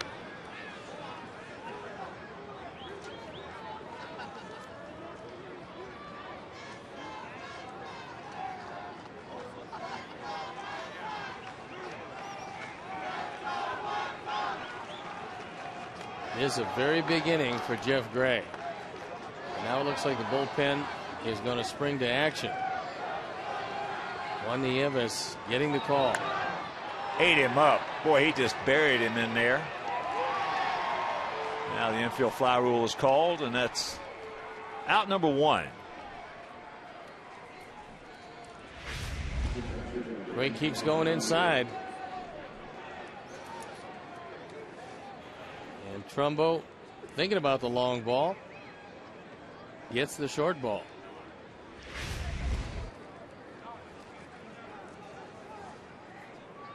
So here's the catcher, Hank Conger. He's 0 for 2, but he has knocked in a run and he has scored 1.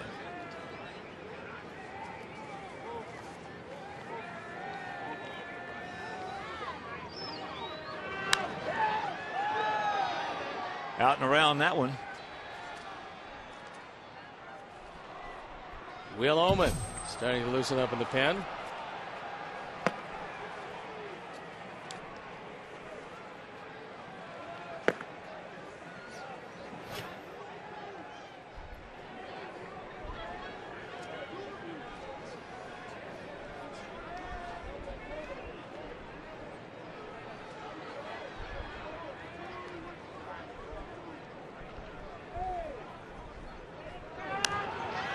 And fouls that back, and very quickly the count 0-2.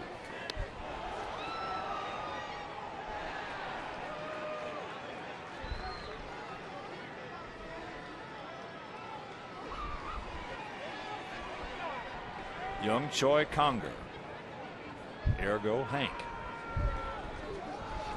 That's a standard nickname for young Choi.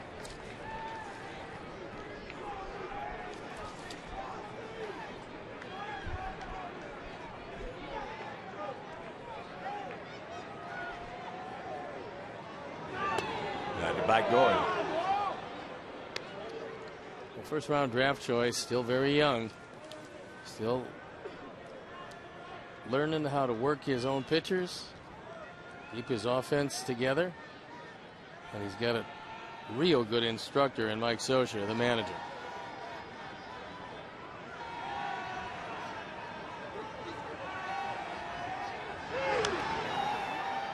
Just did get a piece of that one. And we'll go over some scores for you while we have a moment. Padres defeated Houston 4-2 down in the juice box. It's Great American Ballpark. It was Pittsburgh 6, Cincinnati 1. Tampa Bay over Minnesota 5-2 down in St. Pete. Texas beat the Yankees 5-3 in the Bronx. Washington in 10 innings at home against the Brew Crew won it 4-3. Washington 4, Milwaukee 3. Cleveland's defeated the Phillies 4-3 at Citizens Bank Ballpark. Cleveland over Baltimore 8-2 at Progressive Field. He gone. Boy, delayed call on the part of Bill Miller, but it came up the right way at the end. First time he runs one on the inside part of the plate. Close enough.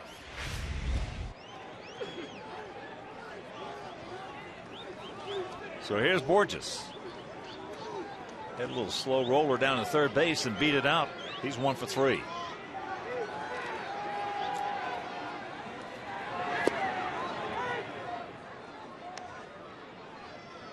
Borges, who was born in Park Ridge, Illinois, now resides in Scottsdale.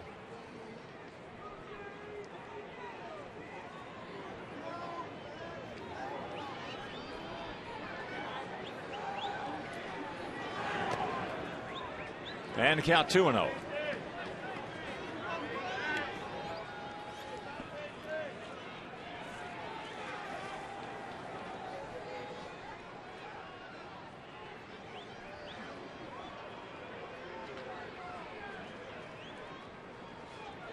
Top of the 8th inning, 2 on, 2 out, 4-3 bad guys.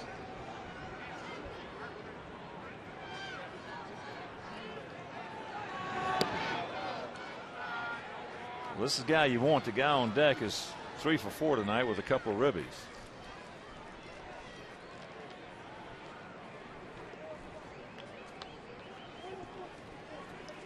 If he doesn't get Borges, then we'll see if Ozzie wants to bring in Will Oman and turn him around from the right side, where he's had much fewer at bats than he has as a left-hand hitter. There's one. Good one, Jeff.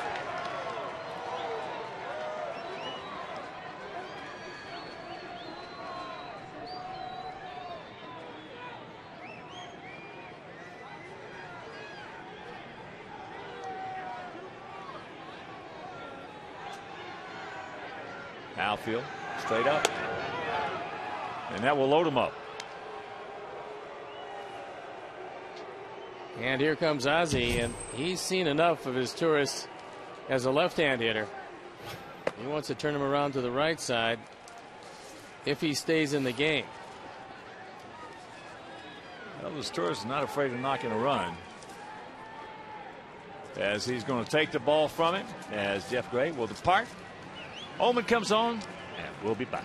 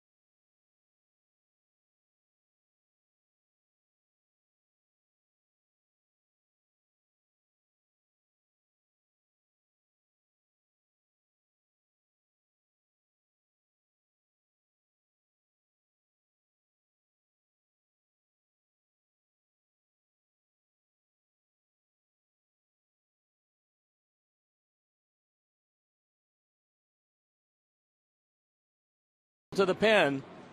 And it's Will Oman on for the 7th time, so he's been a busy man.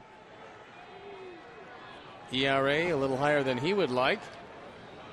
But the last couple times out, he's thrown better. And this is a huge out. Sacks packed with halos in a 4-3 Angel lead.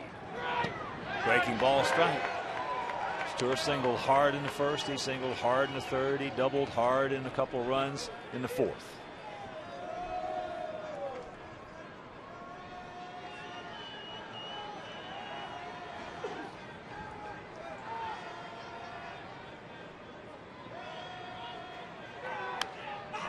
That's popped up foul and out of play.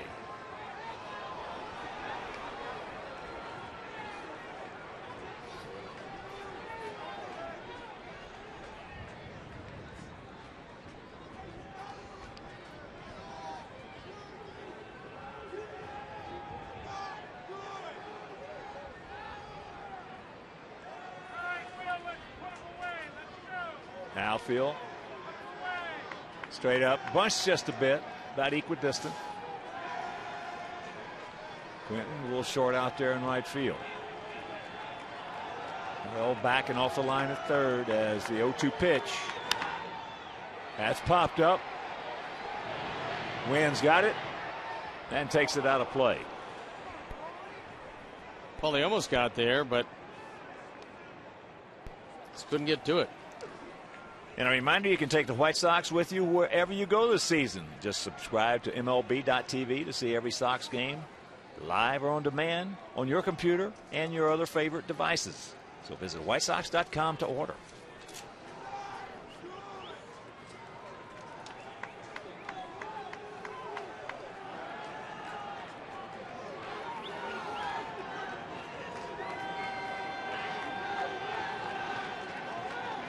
And once again, the 0-2 pitch. He gone. Oman comes in for the third straight time and does a good job. Meanwhile, we'll go to the bottom of the 8th. 4-3 Angels.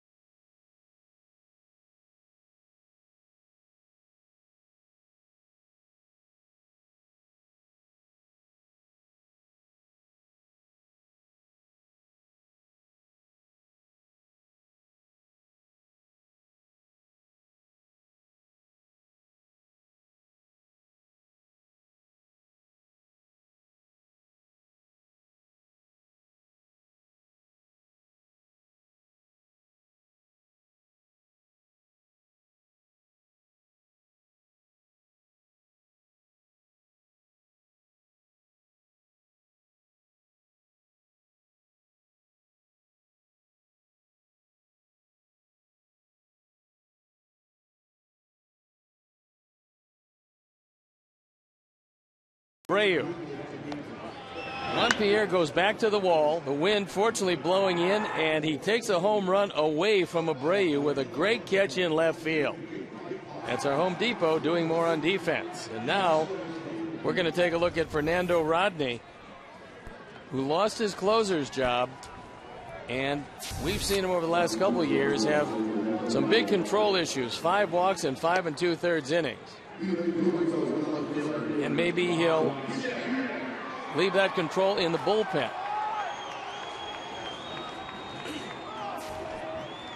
It'll be the top of the order here in the bottom of the 8th. Pierre, Beckham, and Dunn. Now, Mike Butcher changed his motion a bit. He was using a higher leg kick than he uses now, and he thinks that's one of the reasons why he had trouble getting the ball over the plate. Let's see what the new motion does for Rodney, who's got a great straight change to go with a good solid fastball. 34-year-old right-hander, 5'11", 220 pounds.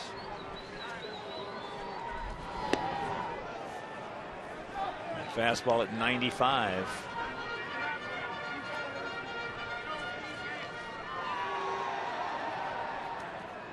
At one point, Rodney and Zumaya made quite a pair for the Detroit Tigers. There's that changeup. But Zumaya's been hurt. Rodney has moved elsewhere, and the Tigers have gone to a brand new pen.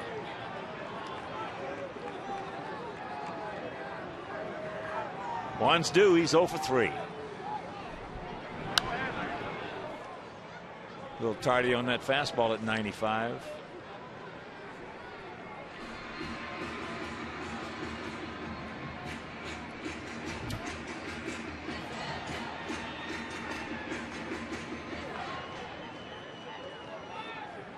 When Rodney was right, he had one of the best right-handed changeups in the game.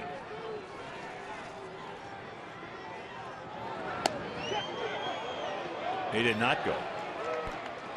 Appealed to Tom Hallion, and he said nope. He checked it out. Vernon Wells very shallow in left field. Borges swung around toward left center and also shallow.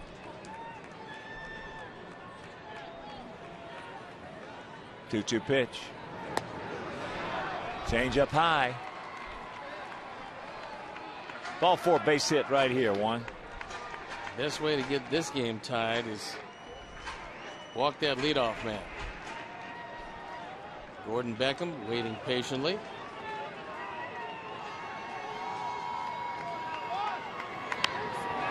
And that's going to fall for a base hit. So good speed aboard. Now Hunter gets to it and makes a strong throw to second base.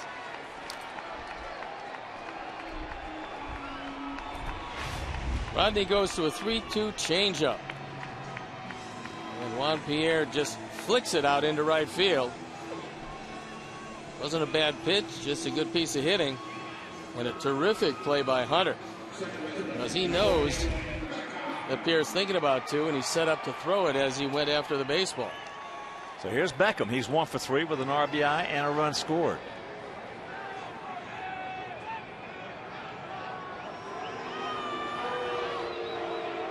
One telling stat against this Angel team: 17 stolen bases against them. They've gunned down just 4 base runners all year.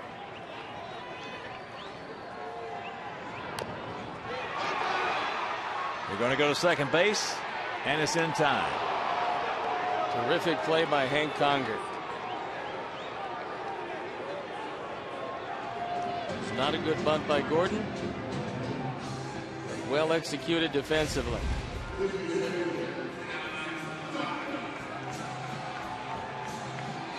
Good solid throw right on the money.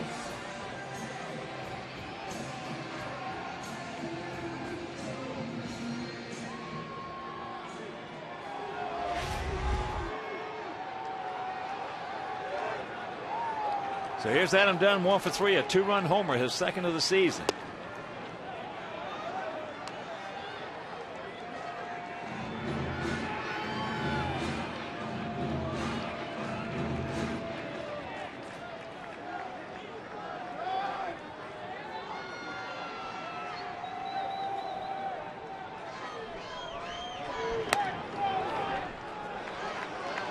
And the count 2-0.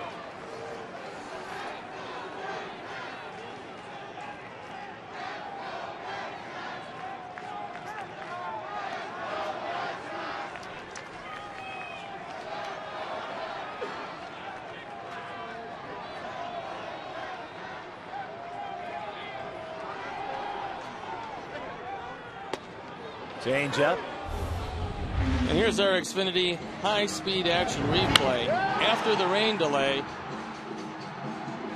Weaver made one of his few mistakes, and Adam Dunn hit his second home run of the year. That pulled the Sox within 1 run, despite being out hit 10-5.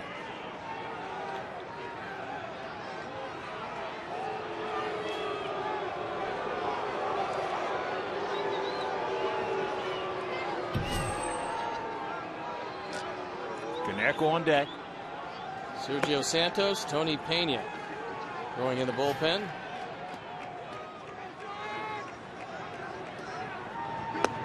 Fastball misses and the count 3-1.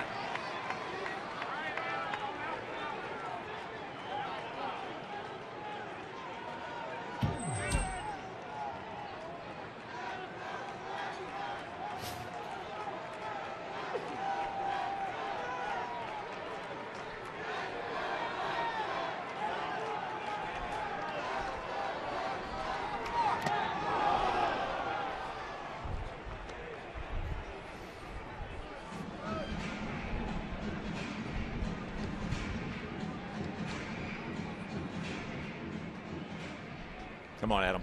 Ball 4 base hit right here, big man.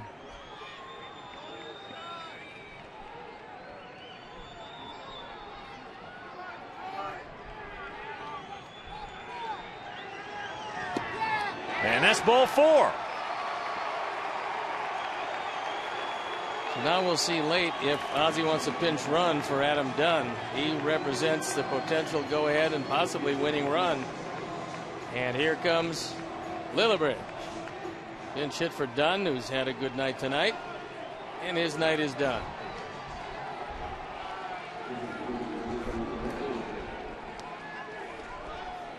So the tying run at second, and good speed in Gordon Beckham.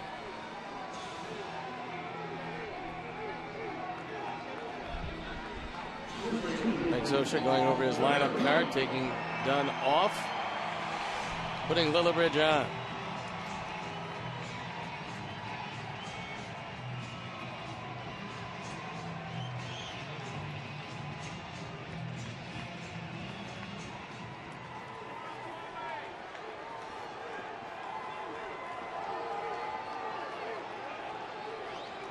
All he's due, he's 0 for 3.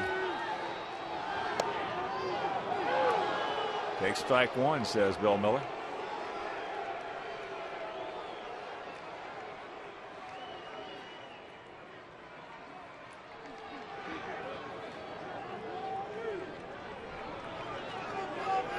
Now feel about equidistant, spread out slightly to the left.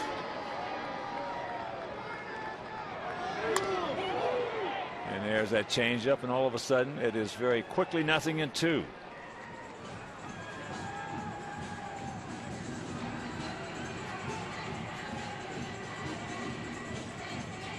Against Fernando Rodney, Paulie's had far the best of it.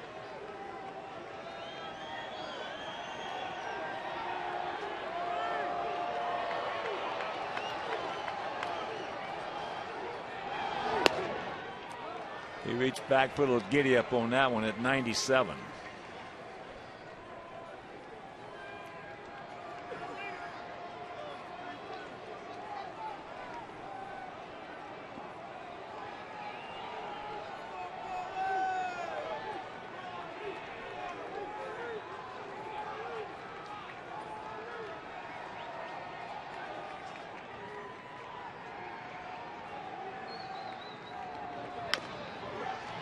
A ground ball. Nice play by Trumbo.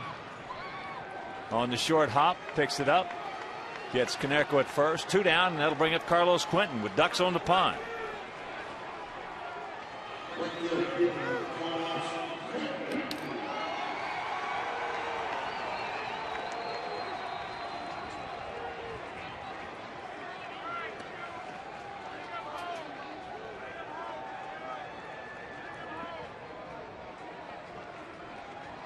Carlos, a couple of strikeouts and a fly out to center.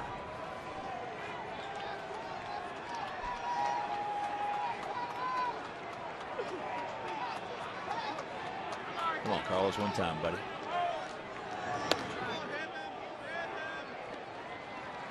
That fastball inside.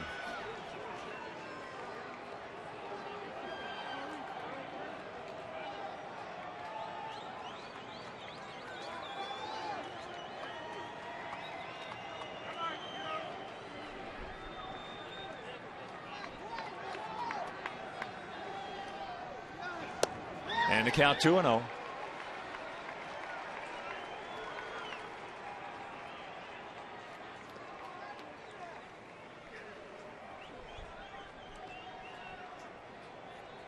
Mike Scioscia had, with those numbers, the kind of confidence in the control of Rodney. After falling behind 2-0 to Quinton, he would probably put him on first base. He knows if he does, Rodney, prone to the base on balls, might just walk home the tying run.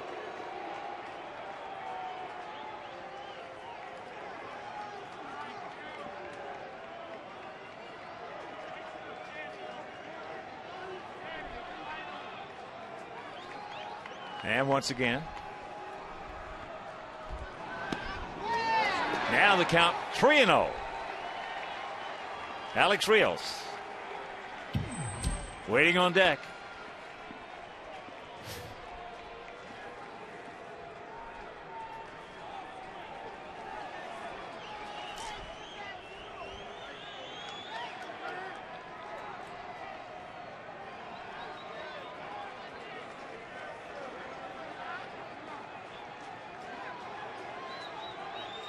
Nice and easy, Carlos. Nice and easy, buddy. And he pops it up right side. Hunter coming on. He's there, makes the catch, and we threaten. We cannot score. And we'll go to the ninth, trailing by 1.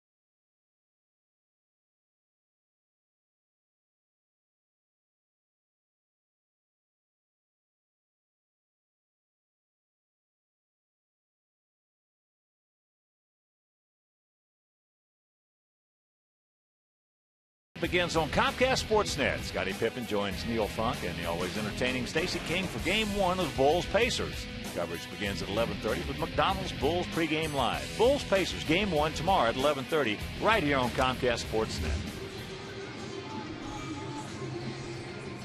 And our Verizon call to the pen is Sergio Santos. He comes in the game with a 1-run deficit. There are some pretty impressive numbers so far. Howie Kendrick 0 for 4. Takes first pitch strike.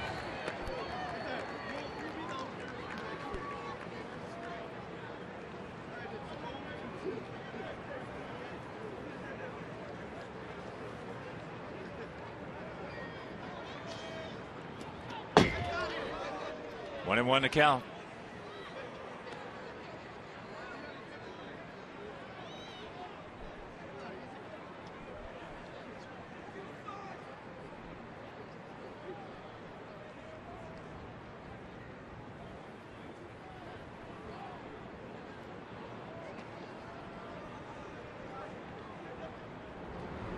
Good breaking ball. Good breaking ball right there, and the count 1 and 2. 4 runs, 10 hits, 2 errors for the Halos. 3 runs, 5 hits, and 1 error for our White Sox. Sergio's slider, if it's near the plate, it's pretty close to unhittable. And that's fouled. It's about the best you can do with it because that ball He's a late breaker, and Kendrick was just trying to stay alive. The oddity with him is 4 home runs and only 4 runs batted in. And there's the big guy we talked about, the new closer. Walden loosening up in the pen, and he can get it up there 98 miles an hour. He gone. Nice pickup by AJ on a slider in the dirt. This shows you how quick this ball breaks. Comes up, looks like a fastball, just dives out of the zone.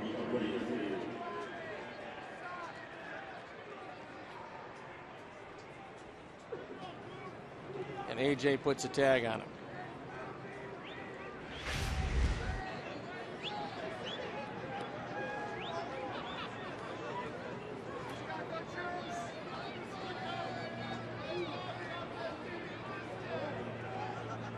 So here's Bobby Abreu 0 for 4.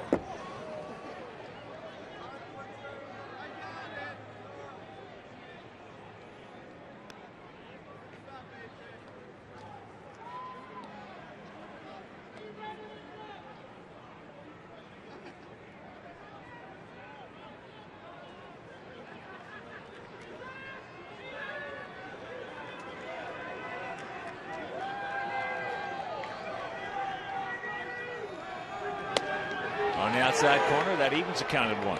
Abreu struck out his first trip, lined hard to second. Then went out deep.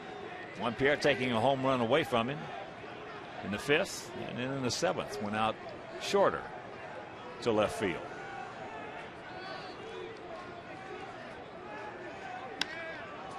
And that's into left field once again. 2 down. Case looking to see what we're going to do in the bottom of the 9th. Rios, Pierzynski, and Ramirez. And hopefully 1 or 2 more. Face big Jordan Walden. Their brand new 23-year-old closer.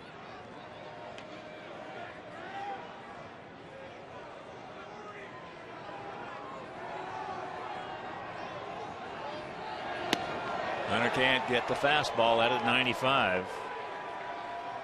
He is grounded to short, struck out, lined to center, and gone out to left.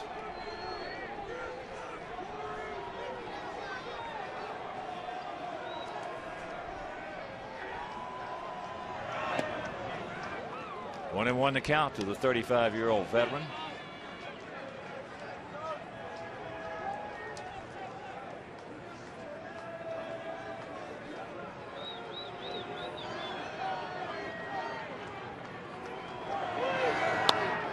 And to count 2 and 1.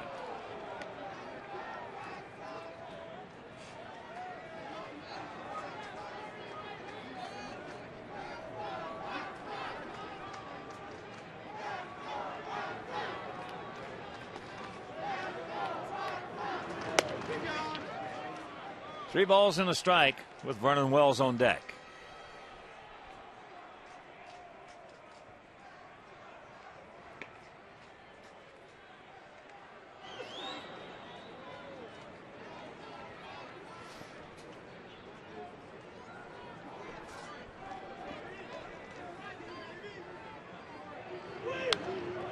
Looking for it, got it, and couldn't do anything with it.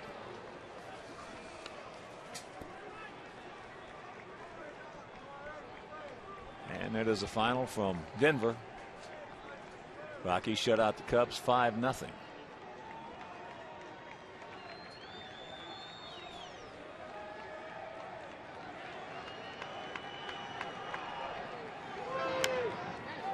And that's chopped foul. Trying to come back, but it won't get there. It was working hard to catch part of that bag.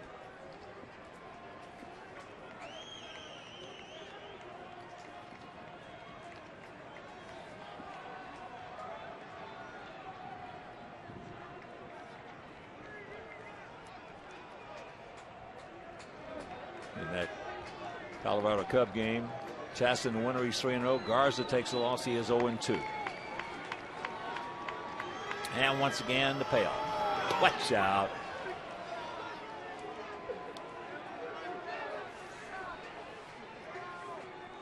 So the walk, the 2-out walk to Hunter. And here's Wells, who is 1 for 3 with a walk and a run scored. If Torrey's legs are feeling good, this would be a good time to run. The only problem is it is raining once again. There might be some heavy footing in the infield.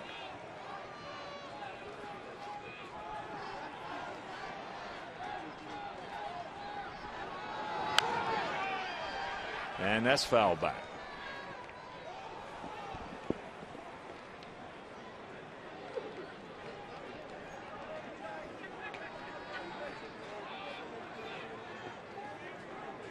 It's the crew chief you're looking at, Tom Hallion. Earlier called a halt to play, but only a 30-minute delay.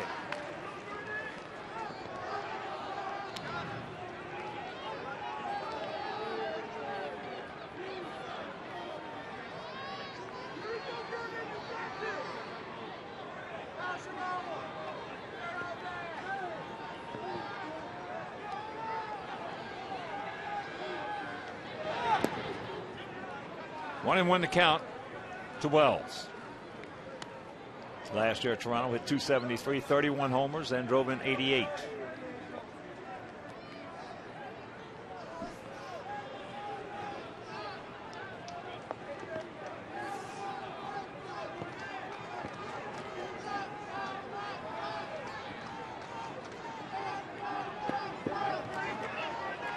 And a count 2-1.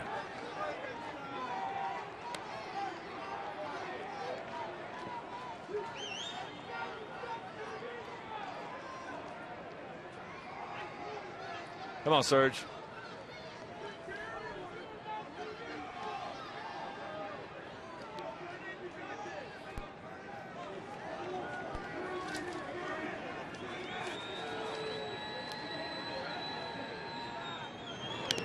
Fouls that back, and a reminder, the Aussie plan includes your choice of 13 games, including the BP Crosstown Cup Series against the Cubs and matchups against the Twins, the Yankees, and Red Sox.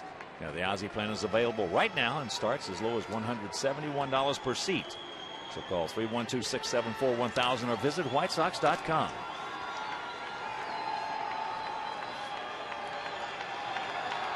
Two out in the 2-2 pitch.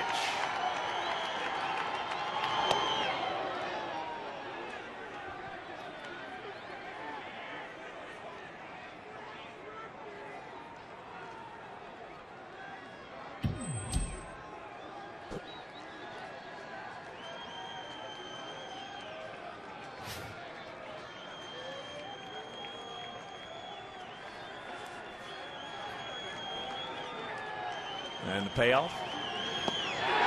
He gone. Breaking ball will go to the bottom of the ninth. We need one to tie.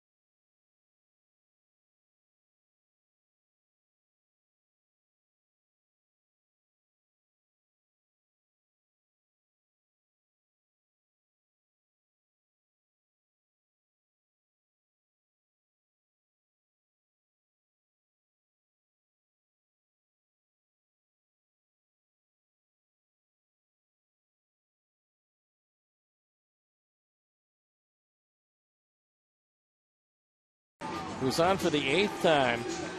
No ERA.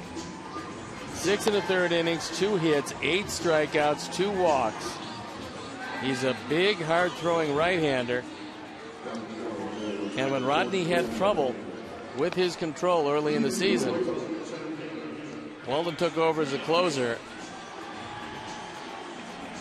And that rain is really pelting down now. Well, that may be just what we needed. Big, hard-throwing right-hander. Now, if he gets his breaking ball over, that's a different story. Well, a walk and a home run would look pretty good. As the rain just. Phew. You see, Roger. It's coming down in sheets. So here we go. Alex to lead it off. He's 0 for 3.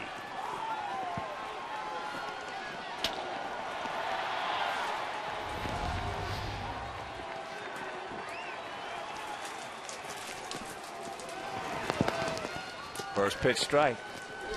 At 97.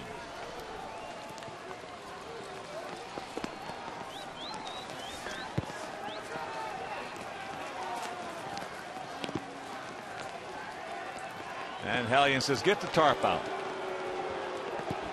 Can't say as I blame him. No, not at all. He's not getting much visibility out there.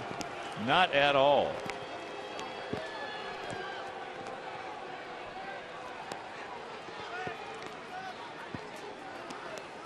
.10:28, this one called to a halt, for at least for the moment. And in case you're just tuning in, we had earlier a 30-minute rain delay.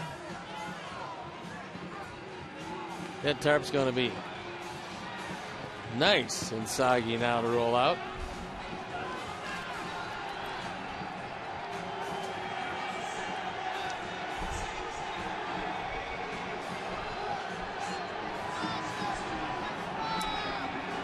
Now just about as soon as they start to get the tarp out, Roger's telling them that it looks like the rain is going to go away. And here they come back out on the field. This is twice in the same night that the same thing has happened. Yeah, you don't see that very often. Well, it looks like Roger's arguing with Tom Hallion. Maybe, well, hopefully Roger doesn't get the boot. That'd be pretty. You throw the groundskeeper out, pretty tough to get this thing underway. Now they're waving it off. Well, he's making the right decisions. I mean, he doesn't have a radar thing gun, or I mean a radar accessibility, so to speak. Roger's got that, but here in Chicago, as all fans know, and all our anything can happen. It has tonight. Yeah. And now what Tom Hallion is telling Roger Bossert is get some drying compound out for the mound, because it was raining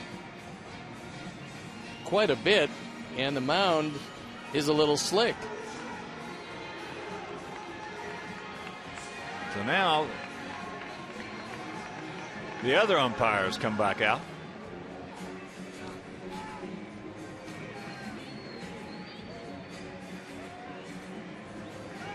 And here comes the absorption compound.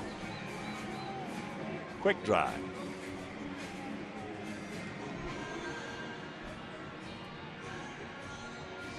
But if you're just tuning in, we took the lead with a run in the third inning. AJ was hit by a pitch, a little single in the center field by Alexei. And then with 2 out, Gordon Beckham singled in the hole between third and short, knocking in AJ.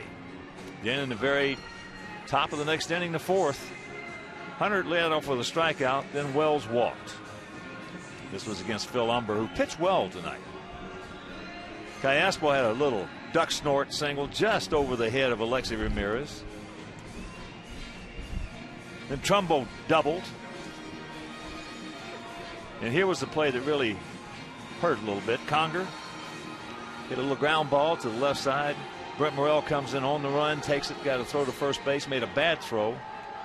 And that led to an unearned run. And then with 2 out, Izturis hit a 2-run double. They scored 4.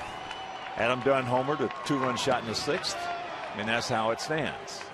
Well, what we have to hope for is that front foot of the big man starts slipping a little bit and he loses some feeling for the strike zone.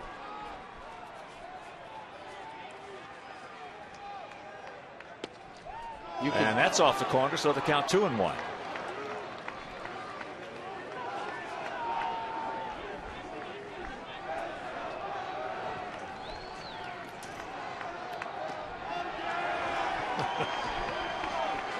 That's the shortest one I've ever seen. 2-minute rain delay? A 2-minute rain delay. Well, so far since coming back after that first strike, Walden has missed badly with 3 in a row, and that's the tying run-up.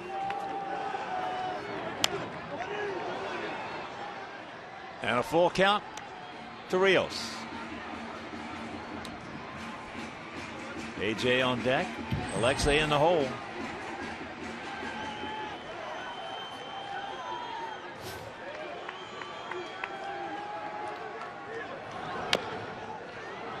Little looper. Foul. They wouldn't have thrown him out. Although Callaspo was ready. That ball drifted on the other side of the line.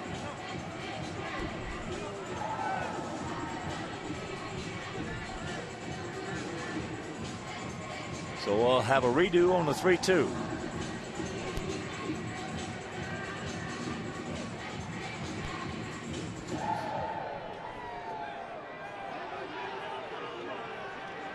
Four runs on 10 hits, 2 errors for the Halos. 3 runs, 5 hits, 1 error for our Sox.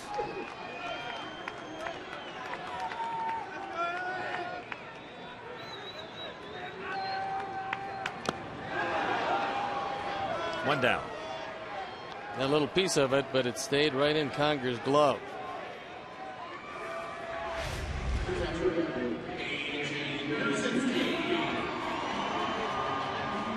Walden does something that I don't believe I've seen before, and that's with his back foot. It actually comes completely off the pitching rubber as he delivers the ball.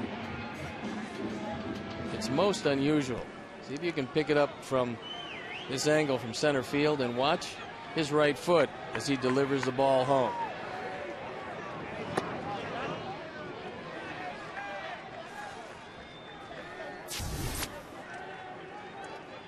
Our United Airlines leaderboard is the team leading in getting hit. That's our Sox. AJ hits that 96-mile-an-hour fastball foul.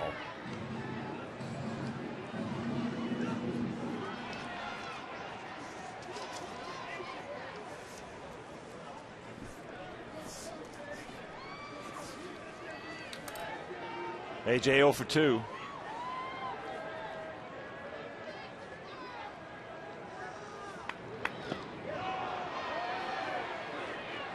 And the count 1-2.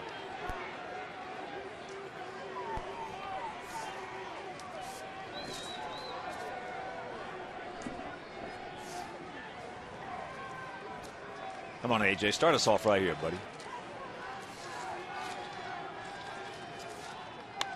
Watch out.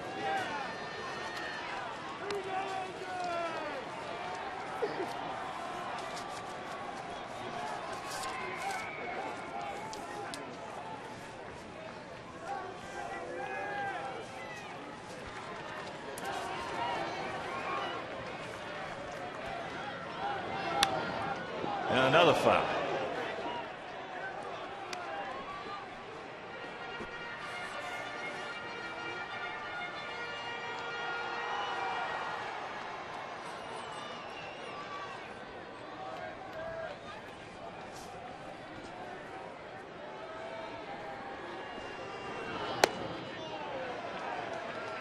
That one at 98.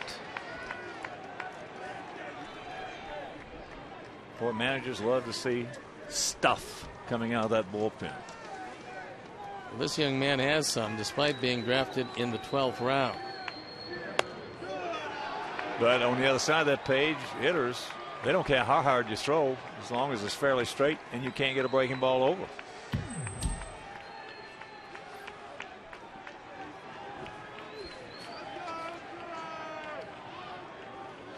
Lexi on deck.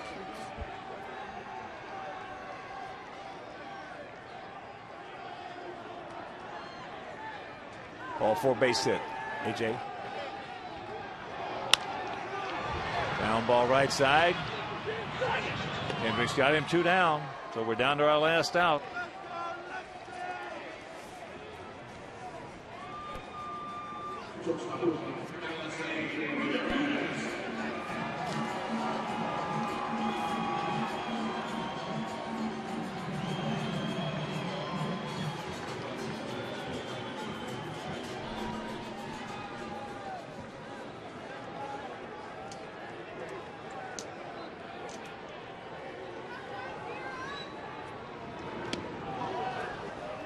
Breaking ball, couldn't get it. Alexei is 2 for 3.